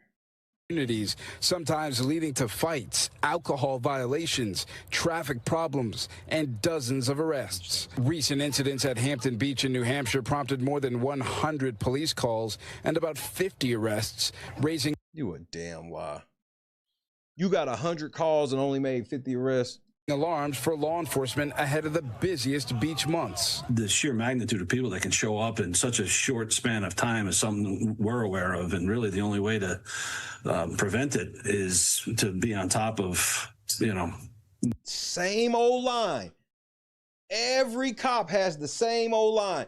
They're not It's not teen takeovers they have to stop. It's teen takeovers they have to prevent. Everything's a preventative measure that's going to cost money. That costs overtime. You heard the one place, they shut the business down and then sent cops over there. Then the cops brag, yeah, we prevented the teen takeover from happening. Nigga, the shit was closed. These niggas, all these niggas, no matter where, we in Boston now. And this nigga saying the same shit as the Florida nigga, who said the same shit as the Milwaukee nigga, who saying the same shit as the VA nigga. On top of the message. Now, departments from the South Shore to the North Shore say they're increasing staff, monitoring social media, and coordinating with... No. See, this is... I said it yesterday and I'll say it again. That's why my kid ain't on social media. Look at this shit. Police is just manufacturing shit so they can fucking run, so they can be fucking watching your kids online. They know all these fucking gang members and dope dealers and murderers and shit that sit online, on video, and do this shit. They ain't searching their social medias. They want to search your kids. Make this shit make sense.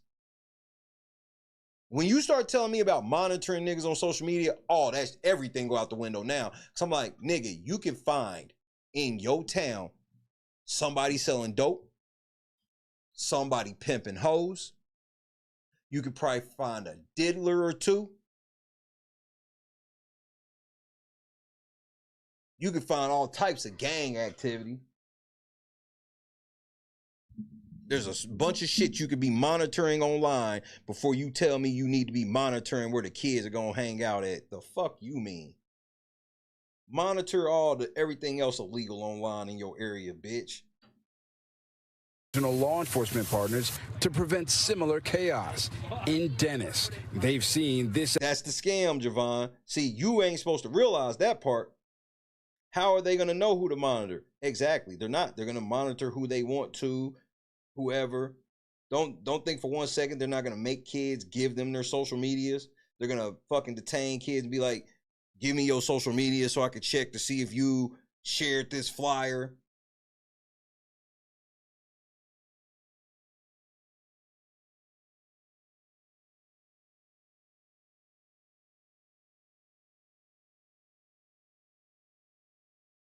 Well, yeah, they wanted to stay like this, basically. They're like, the summer's coming.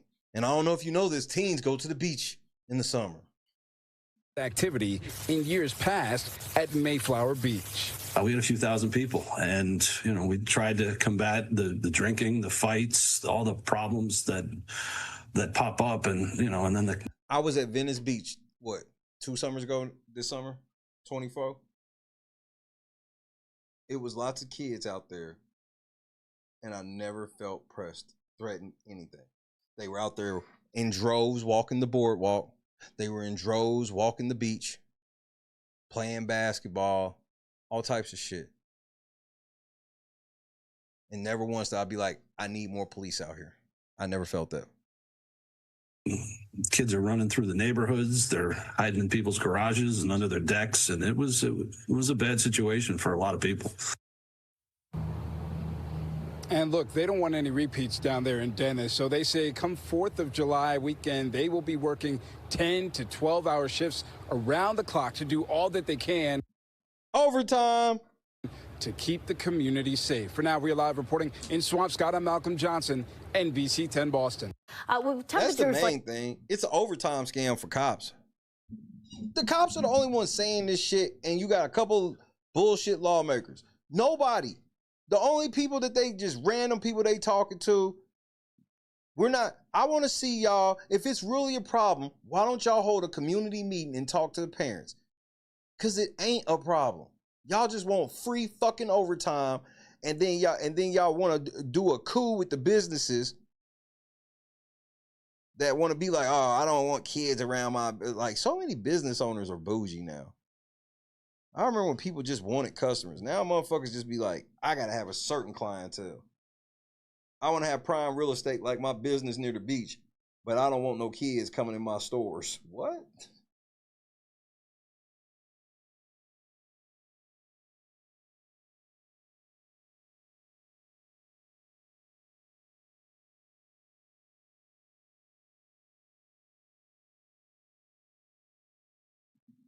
I know as a teenager, there were several times where we just hung out. We weren't on shit. We were talking and just, I guess you could say, for lack of a better term, people watching. Like when Black Expo came, we would just walk around. And then like when I was younger, I would catch the bus. Hop on the bus. Cost me 50 fucking cents to get downtown. And then we would walk around, walk into a hotel or two, maybe use the bathroom or some shit. But like, we wasn't on shit, just walking around because it's fat. It's a bunch of people everywhere.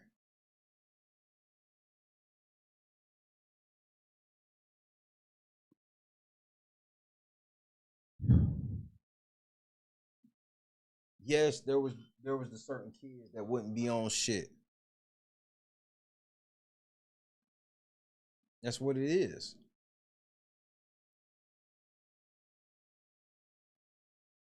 It's just, this is getting right before the summer start, they're already just like, man, give us money so we can make sure the teens can't come outside without us fucking with them.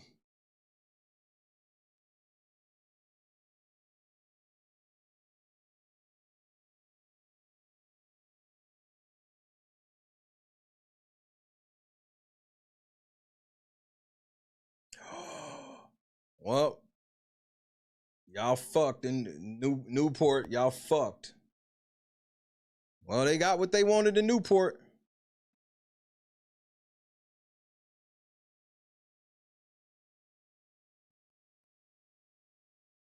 This shit is a political scam. Be my last night reporting on it, 'cause I don't give a fuck. Anytime the politicians involved, they can have it. Because by the time they get involved, you niggas, you're already fucked. From those styles in Newport News, and unaccompanied minors will now have a 7 p.m. curfew for City Center. The city council is responding to a 7 p.m. curfew? And how are y'all going to enforce that?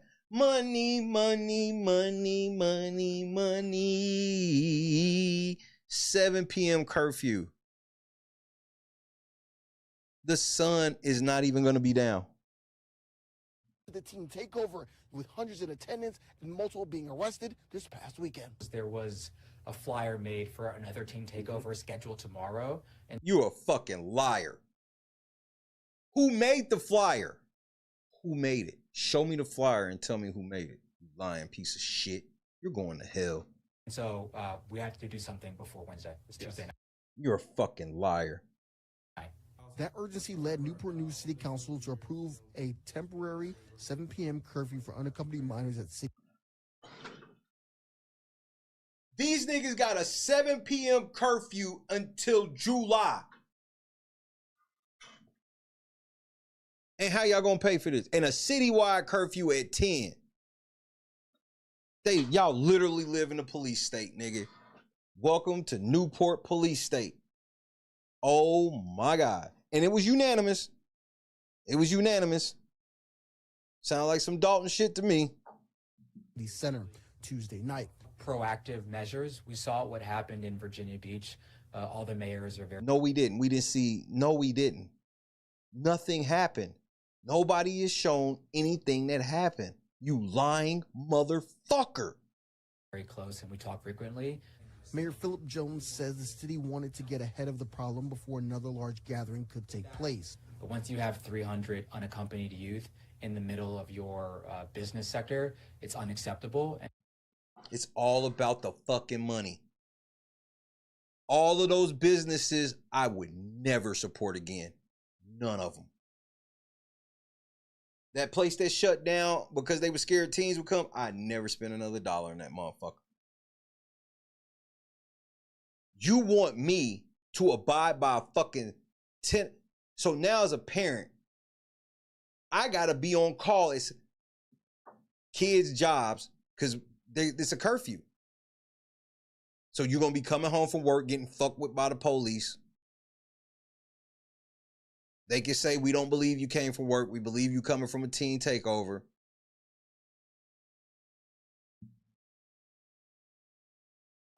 Bro, I couldn't imagine getting on summer vacation and day one of summer vacation finding out that they just put a 7 p.m. curfew in place for some shit that didn't even happen here. And the shit that they said happened somewhere else, we don't even know what the fuck they talking about because they won't show us.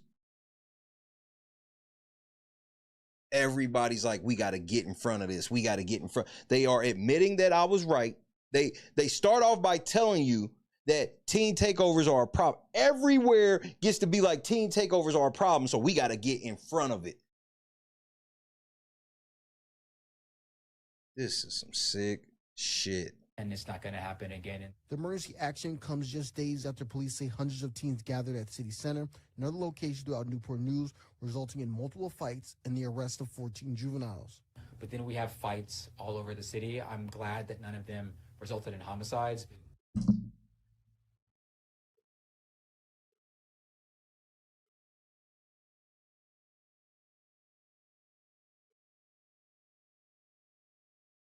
Obviously, we happy they didn't end in suicide in homicides, bro. But like you thought that was like you say it like that's a likely outcome of kids getting in fights.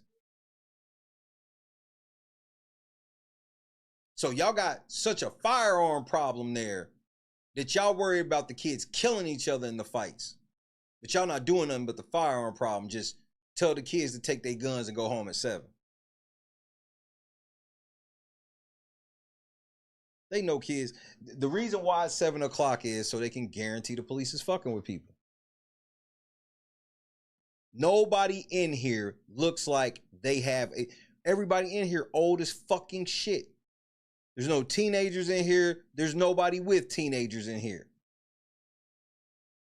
Local politics is ran by fucking crazy motherfuckers now.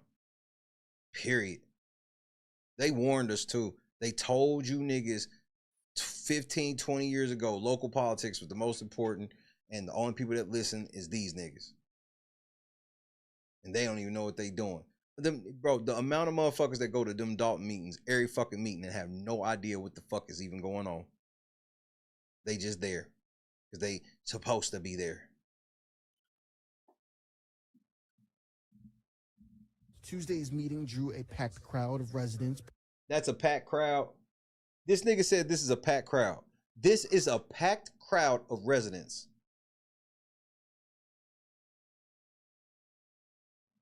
Parents and community leaders. I'm gonna have to do a real documentary on the local news and the type of liars they are. Because we hear people talk about the local news, but it's so surface level. Like nobody talks about how the news and their anchors and shit be directly colluding with local politicians to spin narratives to trick residents. And they will purposely hide certain shit and elevate certain shit purposely because they're in collusion. Is like the media be actually colluding with these people. Oh, this motherfucker's anonymous. Just like one day when a nigga gets caught in doing something that they deem is heroic, they'll say his name. But if he's doing something that isn't heroic, it's just some random guy fighting.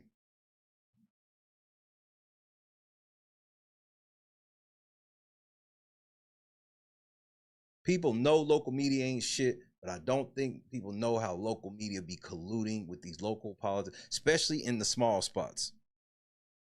Searching for answers and accountability. The children are wilding out all over. You a damn lie. Never in my life seen anything like it. While some residents what is she talking about? That's totally out of context. expressed frustration, others said solving the issue will require involvement from more than just law enforcement. Are the parents responsible? No. Is the community responsible? No. Is the village responsible? Yes. Councilmember Robert Coleman says turnout showed many people are... Of course it's a village. Of course this is a village they pulling this shit in. And they did it unanimously. This is another... I wonder how y'all got to y'all unanimous. That's the shit I wonder now when I see this shit. I'm like, y'all got unanimous. I wonder what y'all did to get it. Ready to be part of that solution. It just feels really good that we have the support of so many people here in our city. You do not. That's why they're calling it a packed crowd, because they wanted you to believe that a packed crowd all co-signed them. No. And as the city prepares for the possibility of another gathering, Mayor Jones says enforcement and outreach will go hand in hand this summer. I hear you. I will be out there myself to talk to you. If you want to come talk to me, we have to have a safe summer. What happened at Virginia Beach cannot happen here. Nothing happened at Virginia Beach, bro. I've been on Virginia Beach Strip multiple times, and I've seen fights happen. It's not, and the cops be out there. They snuff that shit out quick. And then, like, when you walk in the beach, it's gonna be like 2 cops every few feet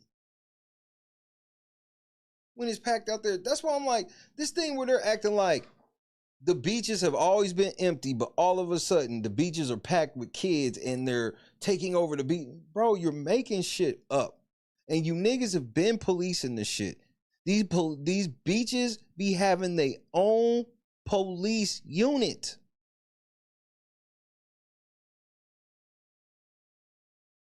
This nigga wants you to believe I live in Newport and you're going to tell me that something happened in Virginia where I have to live under a 7 o'clock curfew.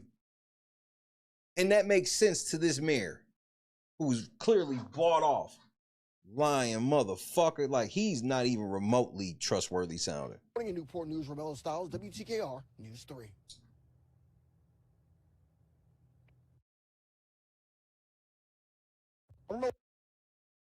Y'all niggas crazy as fuck, bro. Y'all niggas crazy as fuck. And y'all did this shit in the whisper of night. Look, this video got 22 views. Thank you, Jeff. Newport News City. Nigga, there's 82 people in here right now. This video got 22 views where they voting these niggas up under a curfew. The council is taking back its streets from a weekend takeover by hundreds of young people over the weekend. It unanimously voted for an additional curfew for minors. Markeisha Jackson continues our coverage from Newport News. The measure passed unanimously by council. Mayor Jones says what happened this past weekend cannot happen again. That was the reaction from Newport News City Council members regarding recent teen takeovers in the city. Most recently, one in the city center area at Oyster Point. Just causing chaos at Just let it go. the end of the day. Councilman Robert Coleman is the chairman of the city's Public Safety Committee. He says after Saturday's takeover, he knew something more needed to be done. So council has adopted a stricter curfew for minors. The overall curfew now is from 10 p.m. to 6 a.m. Monday through Sunday throughout the city. And then between now and July 5th, there is a special curfew. First of all you got to do is sue this nigga and he's going to lose. I don't even know why they think they can do this shit. I don't know why they think they could be like, hey, some shit happened in Virginia Beach, so over here in Newport, we getting ready to do 7 p.m. curfew. Like, this shit unconstitutional as fuck. Sue the shit out of them niggas, you're going to win. For City Center, that's going to be 7 p.m. to 6 a.m. The curfew is for unaccompanied minors and goes into effect Wednesday and will continue on weekends through. Imagine being 17 years old and being told you had to be with your mama and daddy after 7 p.m. Oh, that didn't mean that you was at the age where you could stay out all night. But imagine that. The 4th of July weekend. Newport News Mayor Philip Jones says the large meetups that have happened simply cannot continue. There was a flyer made for another teen takeover scheduled tomorrow, and so we have to do something before Wednesday. Yes. How the fuck is what you just did gonna stop it? This is how retarded that he wants you to think. They want you to think they that good. We've enacted it. We're gonna shut it down. There was no teen takeover happening. Cause watch, they're gonna come back on Monday and be like, this new law was a success. There were no teen takeovers, which there were none in the first place. There's a flyer made for a teen takeover for tomorrow, but if we hurry up and get this law in effect, we can stop it.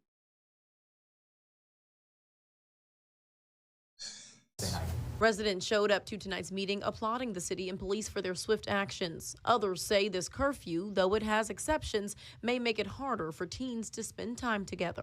Be mindful that we penalizing the good ones too, and they dominate. It's far more good kids in Newport News than it is. I thought y'all said everybody in this motherfucker was agreeing with y'all. It looks like a whole bunch of this packed crowd is disagreeing with your fucking law, nigga. That's my thing. I am not with, because I went through that shit. I went to a school where it was like, nigga, I didn't wild out. I didn't sneak out of the house. I didn't go, bro, I was a nerd, bro. I stayed to myself. I stayed up late and watched TV.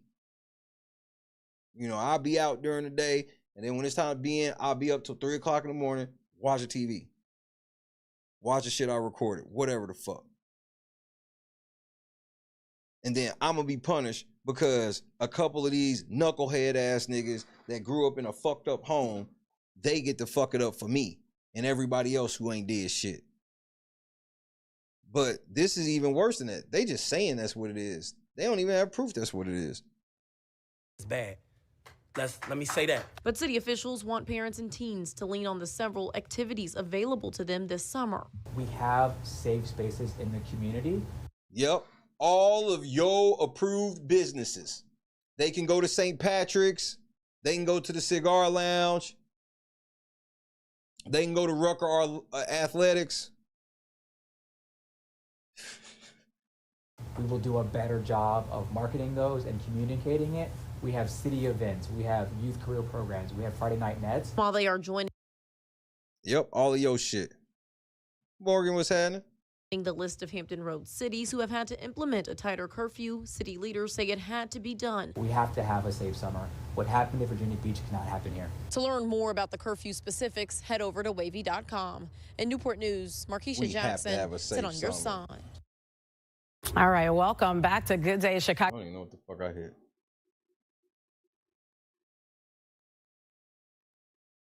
We have to have a safe summer.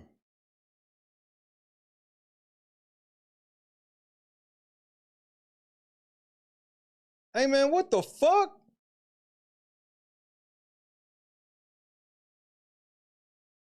Hold on. I see you Knicks fans are still wilding. Team takeover, but we ain't worried about this. We got to get it. We got to get in front of team takeover, but we can't get in front of game 4. We all know game 4 coming.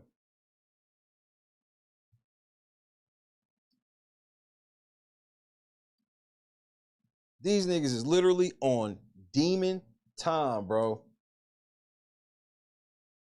Yo, the devil's in full effect.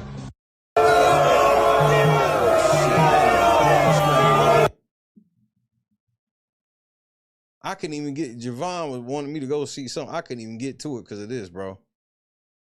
Look at this demonistic shit.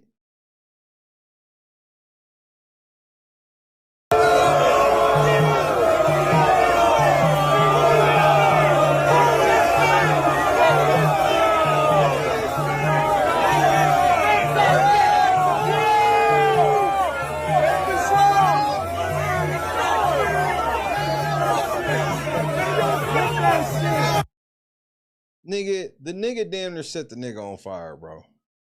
Like, bro, can we get ahead of game 4? How come we can't get ahead of game 4?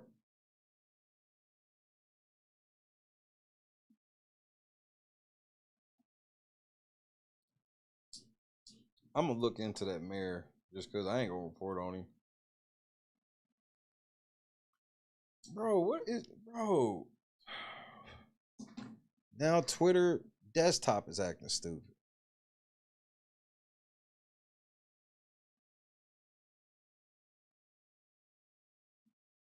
Bro. Hold on, because Twitter desktop is on demon time.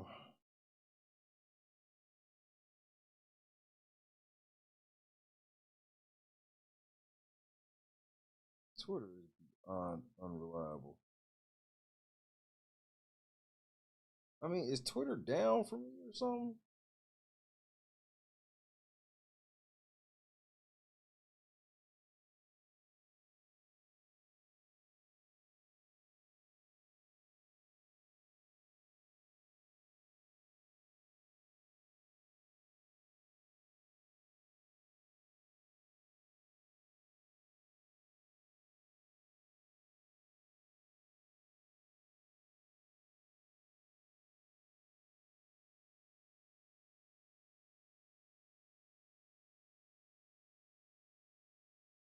All right, I got it.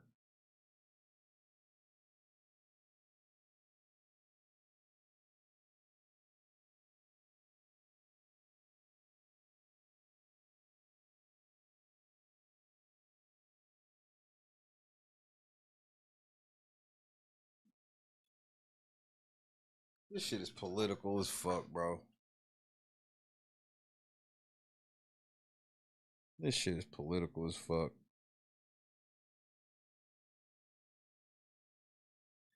Because I actually want to interview, or I want to talk to like the business owners.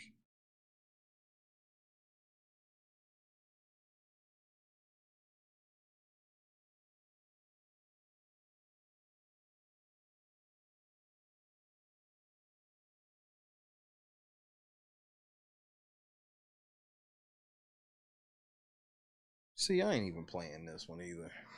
I was gonna play that one. I ain't playing this one. This shit is just like, man, we are fucking doomed. This is why I stay to myself and my people, bro. We are fucking doomed.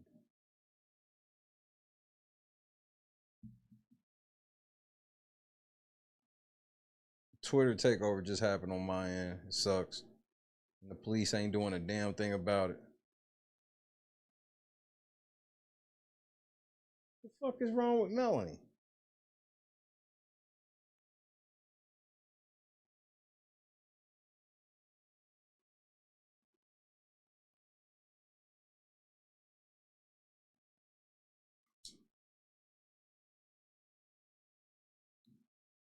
Have y'all ever heard of like Wonder? Like a food app or some shit? Wonder?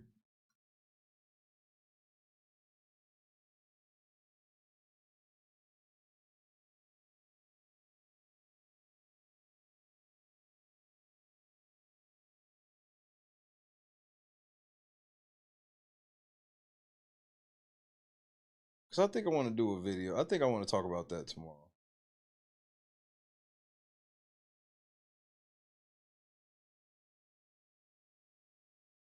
It's called Wonder.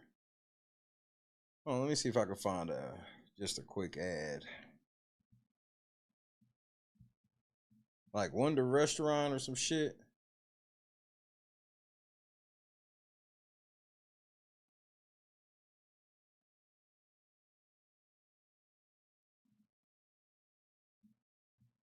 It looks ridiculous. It looks exactly like the shit I hate to see.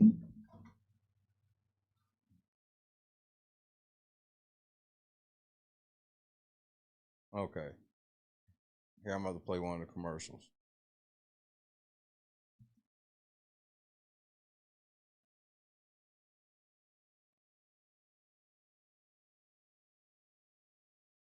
Sean Grooms. We couldn't agree on dinner, so we compromised on something that nobody's excited about.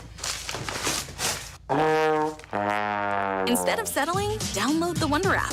I want that. And get everything everyone craves all in one order.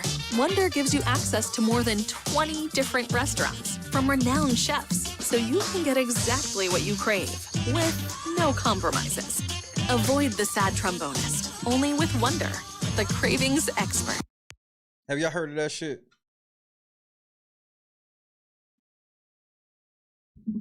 Have you heard of that shit? 1 for yes, 2 for no.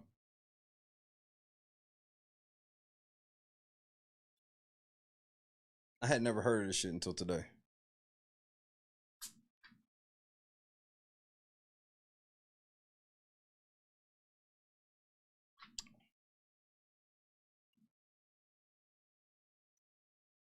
It's the most trash shit I've ever seen.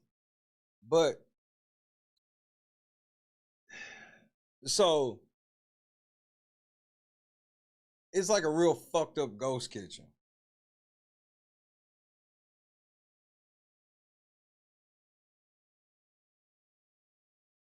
Yeah, so you know how like on DoorDash, some of the restaurants be like, it'll make a name like it's a restaurant, then you just find out it's just like you getting chicken tenders from Outback Steakhouse or some shit. Like, I'm not in the ghost kitchens. I want to at least know, but I don't do DoorDash shit like this, so I don't even encounter the shit. But it's like, that's like the big thing now is like, people be ordering and don't even really even know where their food coming from. They like don't even know where the restaurant is. And so this place is basically like a bunch of sophisticated microwave food. Like I think we're gonna do this tomorrow. Like I was just like, what?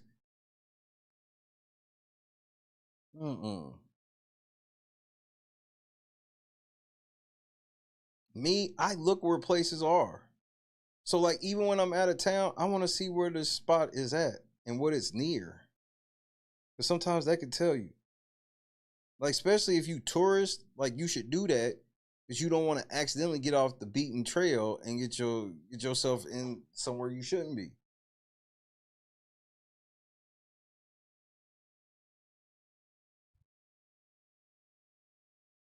I told my family straight up. I was like, I'm lucky. I'm blessed that I live in an era where I don't have to go out and kill a water buffalo. So I don't mind going to get whatever the fuck y'all want to eat. We can save that money with fresher food. Because I'm going to come straight home. Like if we getting drinks and shit, I know to leave early enough to get the drinks before I get to the spot. So I can go straight to the food and come straight home so your food could be fresher and it was cheaper. Since I don't have to go out and kill the animal like I used to have to. I feel like that's fair.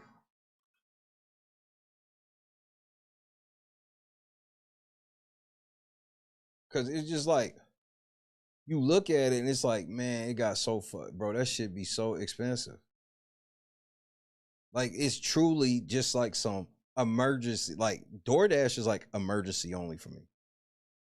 Cause even then, like if like when the car went down, the one time our car went down, and you know we stay here and we don't have family and friends and shit here, like not like that. And so when the car went down, it was like we rather order pizza than DoorDash. I'd rather get a sandwich from a pizza spot or something than DoorDash because it's like that shit cheaper. It's like they hit you with a service charge. First of all, they hit you with a service charge. The prices be higher on DoorDash than in the spot. Then it's a coin flip if your fucking food right. At least if I go pick it up, I can peek in the box before I drive off.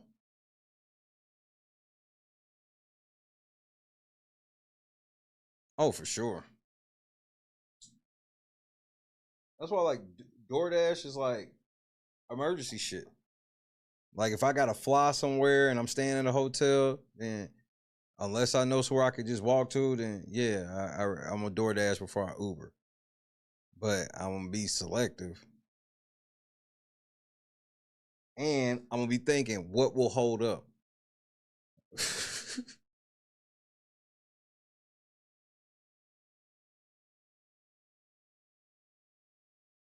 Shit, they might as well eat my fries before they get to the house because them motherfuckers gonna be cold as shit anyway. You might as well have you some hot fries, bro.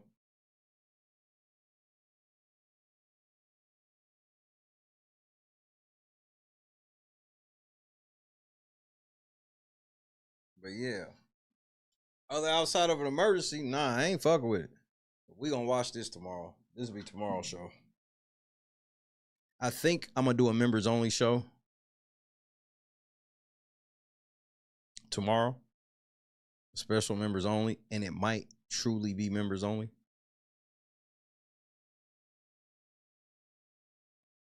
I hate to do it, but you may see why. Or you will see why. What's today? Wednesday. All right, so tomorrow, like Thursday tomorrow, we'll do a test stream of some sort. It probably won't be long at all, mainly a sound test type of deal on Patreon. so that way we can be on Patreon on Friday.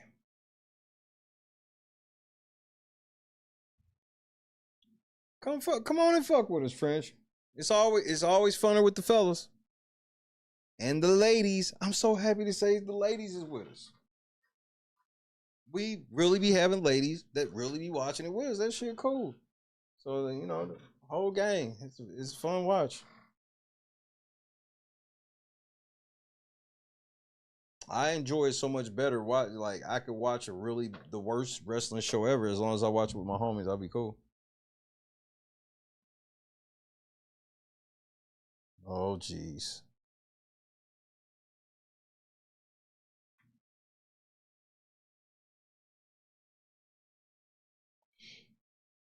Once I saw that doorbell cam footage, well, it was all in the crouch area. It's like, oh no.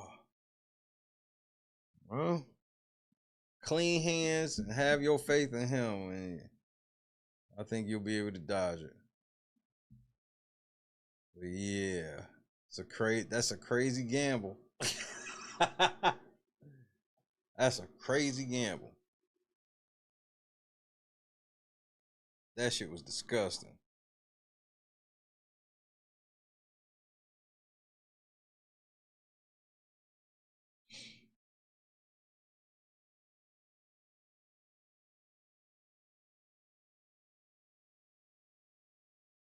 Wait until y'all see this shit. I was floored. Team Takeover. Y'all got it. It's magically turned political really quick, really fast. Oh yeah, we passed the law. 7 o'clock. Get your ass out.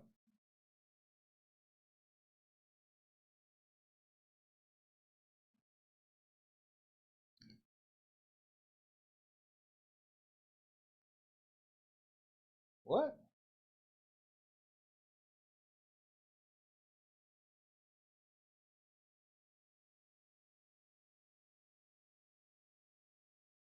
Have.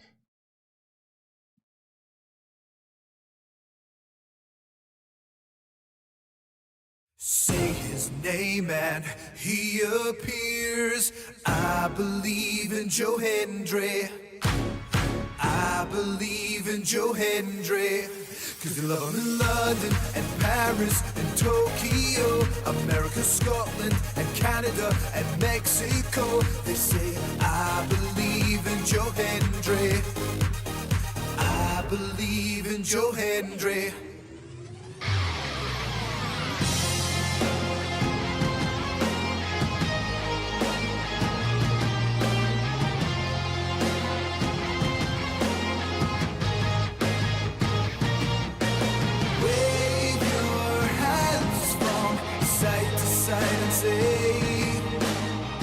I believe in Joe Hendry.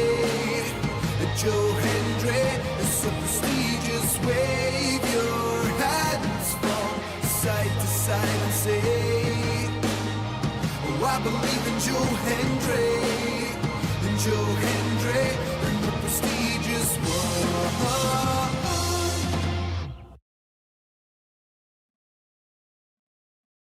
How could you know what the difference is when it ain't happened yet? She said, I don't know what the difference is. By that, you won't until you see it. If you don't know now, I promise you won't until you see it. You have to see it. And then it will all make sense. It will all make sense. Just trust me, I see the difference. It's a massive difference.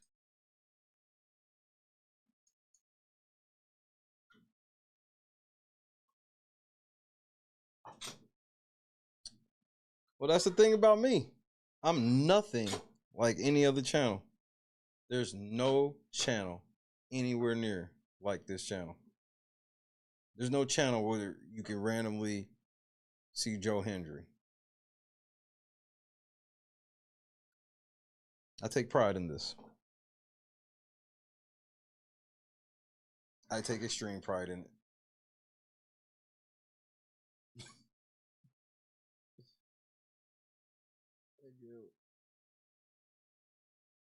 They getting ready to put curfews everywhere, bro. Oh, I'm so glad I'm getting ready to be 44. I just missed the curfew, nigga. Shit. You can't go outside.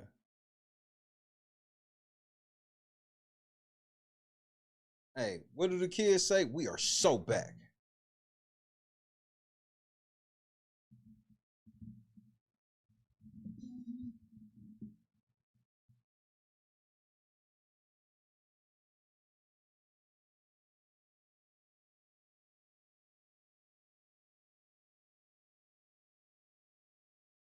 What promotion were you watching?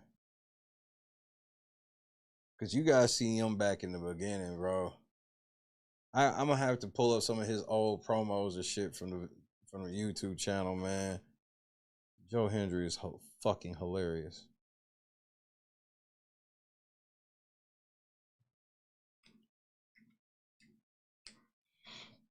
Tomorrow's going to be crazy. I guess that's why I'm going to go bye-bye. Say goodnight to your boy. We got some shit to do tomorrow.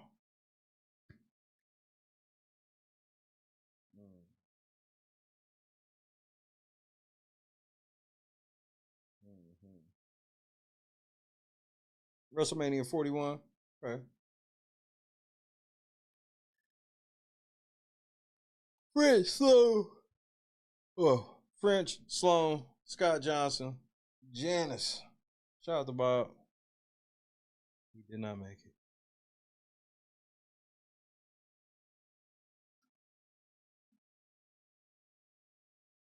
Trey Denny, J-Rock, TK 3-time.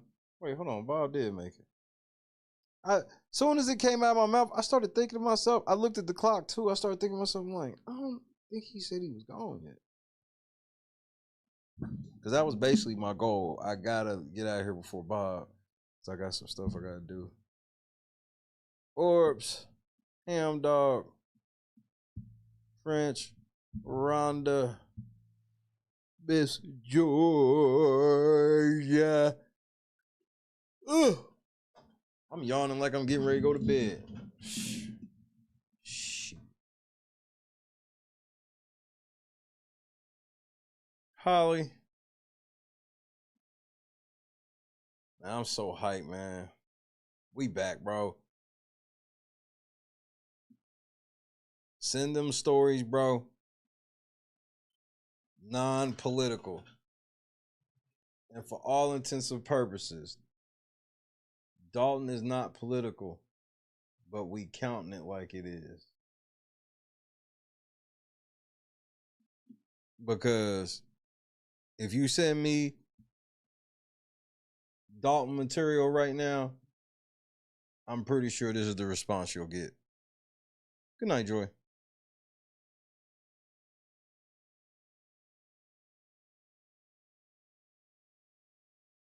Wow. I heard, real quick, I heard them motherfuckers was burning like $1 million. Wait until you see how much money these niggas are burning on this shit. Send me some Dalton shit. You can bet you getting this reaction. Hey, Grandpa, this my homegirl right here. What? Boy? My homegirl, Grandpa. My friend, my homegirl. My homegirl. His hearing kind of fucked. Is the homegirl in the room with us, nigga? She right here, Grandpa, right next to me. Nigga blind, too. Oh, my apologies. She must be behind the 6'3" man with a full mustache and wig. Excuse me, sir.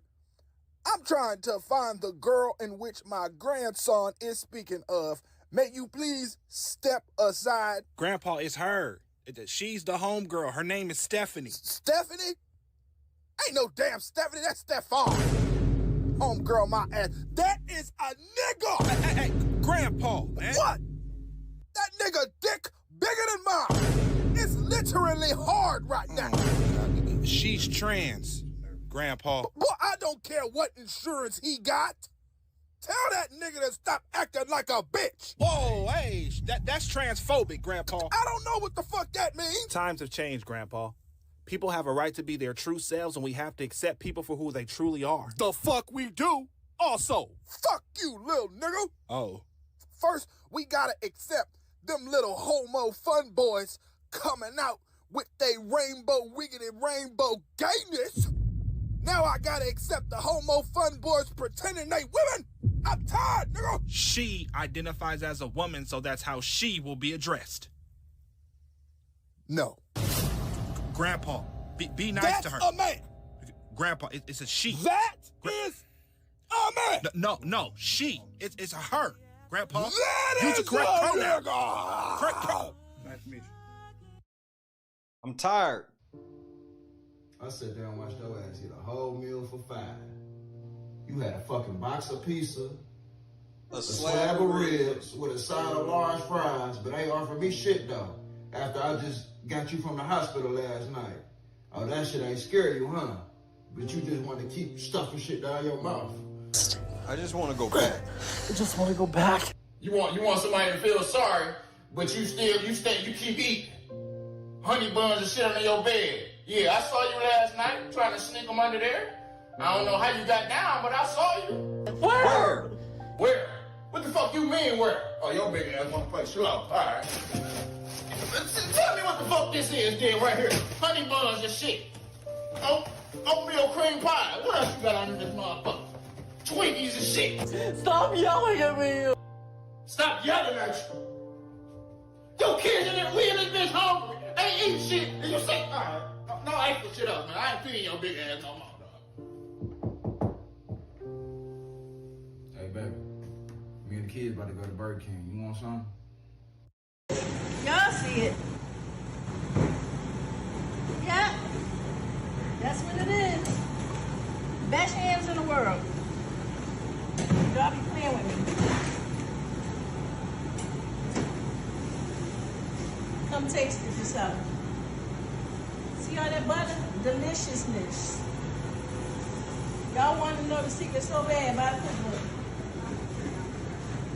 A little bit more. A little bit more. And this is why big backing is an epidemic. This is why big backing is an epidemic. I had to take a shot of insulin. Get some insulin from somebody else to finish watching this video. Y'all swear y'all be cooking. You got a whole 40-pound bag of sugar on 3 pans of yams. Talking about you see it. We see it. We see diabetes. We see gout, cavities in all teeth, hypertension, headaches, limb amputations, the big arm disease. Whoa. I don't know what they call it, but just big arm. You know I agree with that.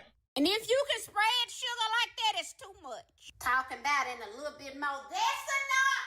Jesus said that was enough. It's more than enough. It's abundant. You cooking up disease at this point. I wouldn't eat them yams with somebody else's mouth. We gotta do better. We gotta stop this mess. God is great. At least we ain't got a grift off the dead or the motherfuckers getting life. Yo, what's going on, boys? How are you? Yo, dap me up. Yeah, all right, damn. What part of the city are you from? Yo, what's up? there, brother. Hey, Yeah. What's up? Yeah. You guys ready for this? Take this. Oh, all right, sick. Why don't you guys come inside? Don't ski. These are the guys. I'm Octavius Gray. And I'm Steve. Steve Lavoie. It's okay, I have baby in here, right? Exactly what I was referencing. All losers over there. In that case and that channel. Set the mood right.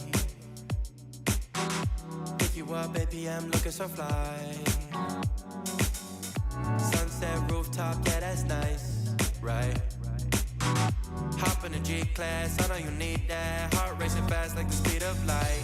Is this a track attraction? Or is it the moonlight? You want satisfaction, but only for one night. This could be real love, but you've been broken, and I just want you to see what I can be for you. What I can be for you. What I can be for you. What I can be for you. What I can be for you. You got me wrapped up in your love. Finding you is like a treasure. That was my fault. I missed it for the first time. That's the first time I ever truly missed the button. And I'll treat you so damn special. Normally it just don't load. Barely. What you did, who you were with, I don't care about those days. When I'm with you, I won't complain. Share your success and heartbreaks. Yeah, you know I stay by your side. Never leave you dissatisfied. But I need you to let me know. Is this attraction? Or is it the moonlight? You want satisfaction, but only for one night. This could be real love, but you've been broken, and I just want you to see what I can be for you. What I can be for you. What I can be for you. What I can be for you. What I can be for you. Baby girl, it's just one night. Oh man. I swear I just feel like 50 pounds lighter as a podcaster. Y'all, the people think I love doing those streams. I do not.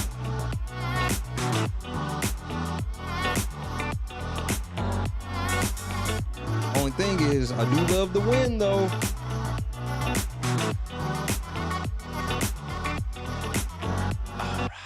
Crushed it. God is great.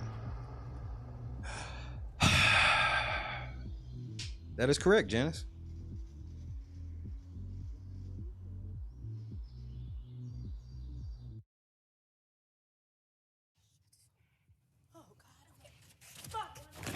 I'm a fucking bitch. Breath takeover.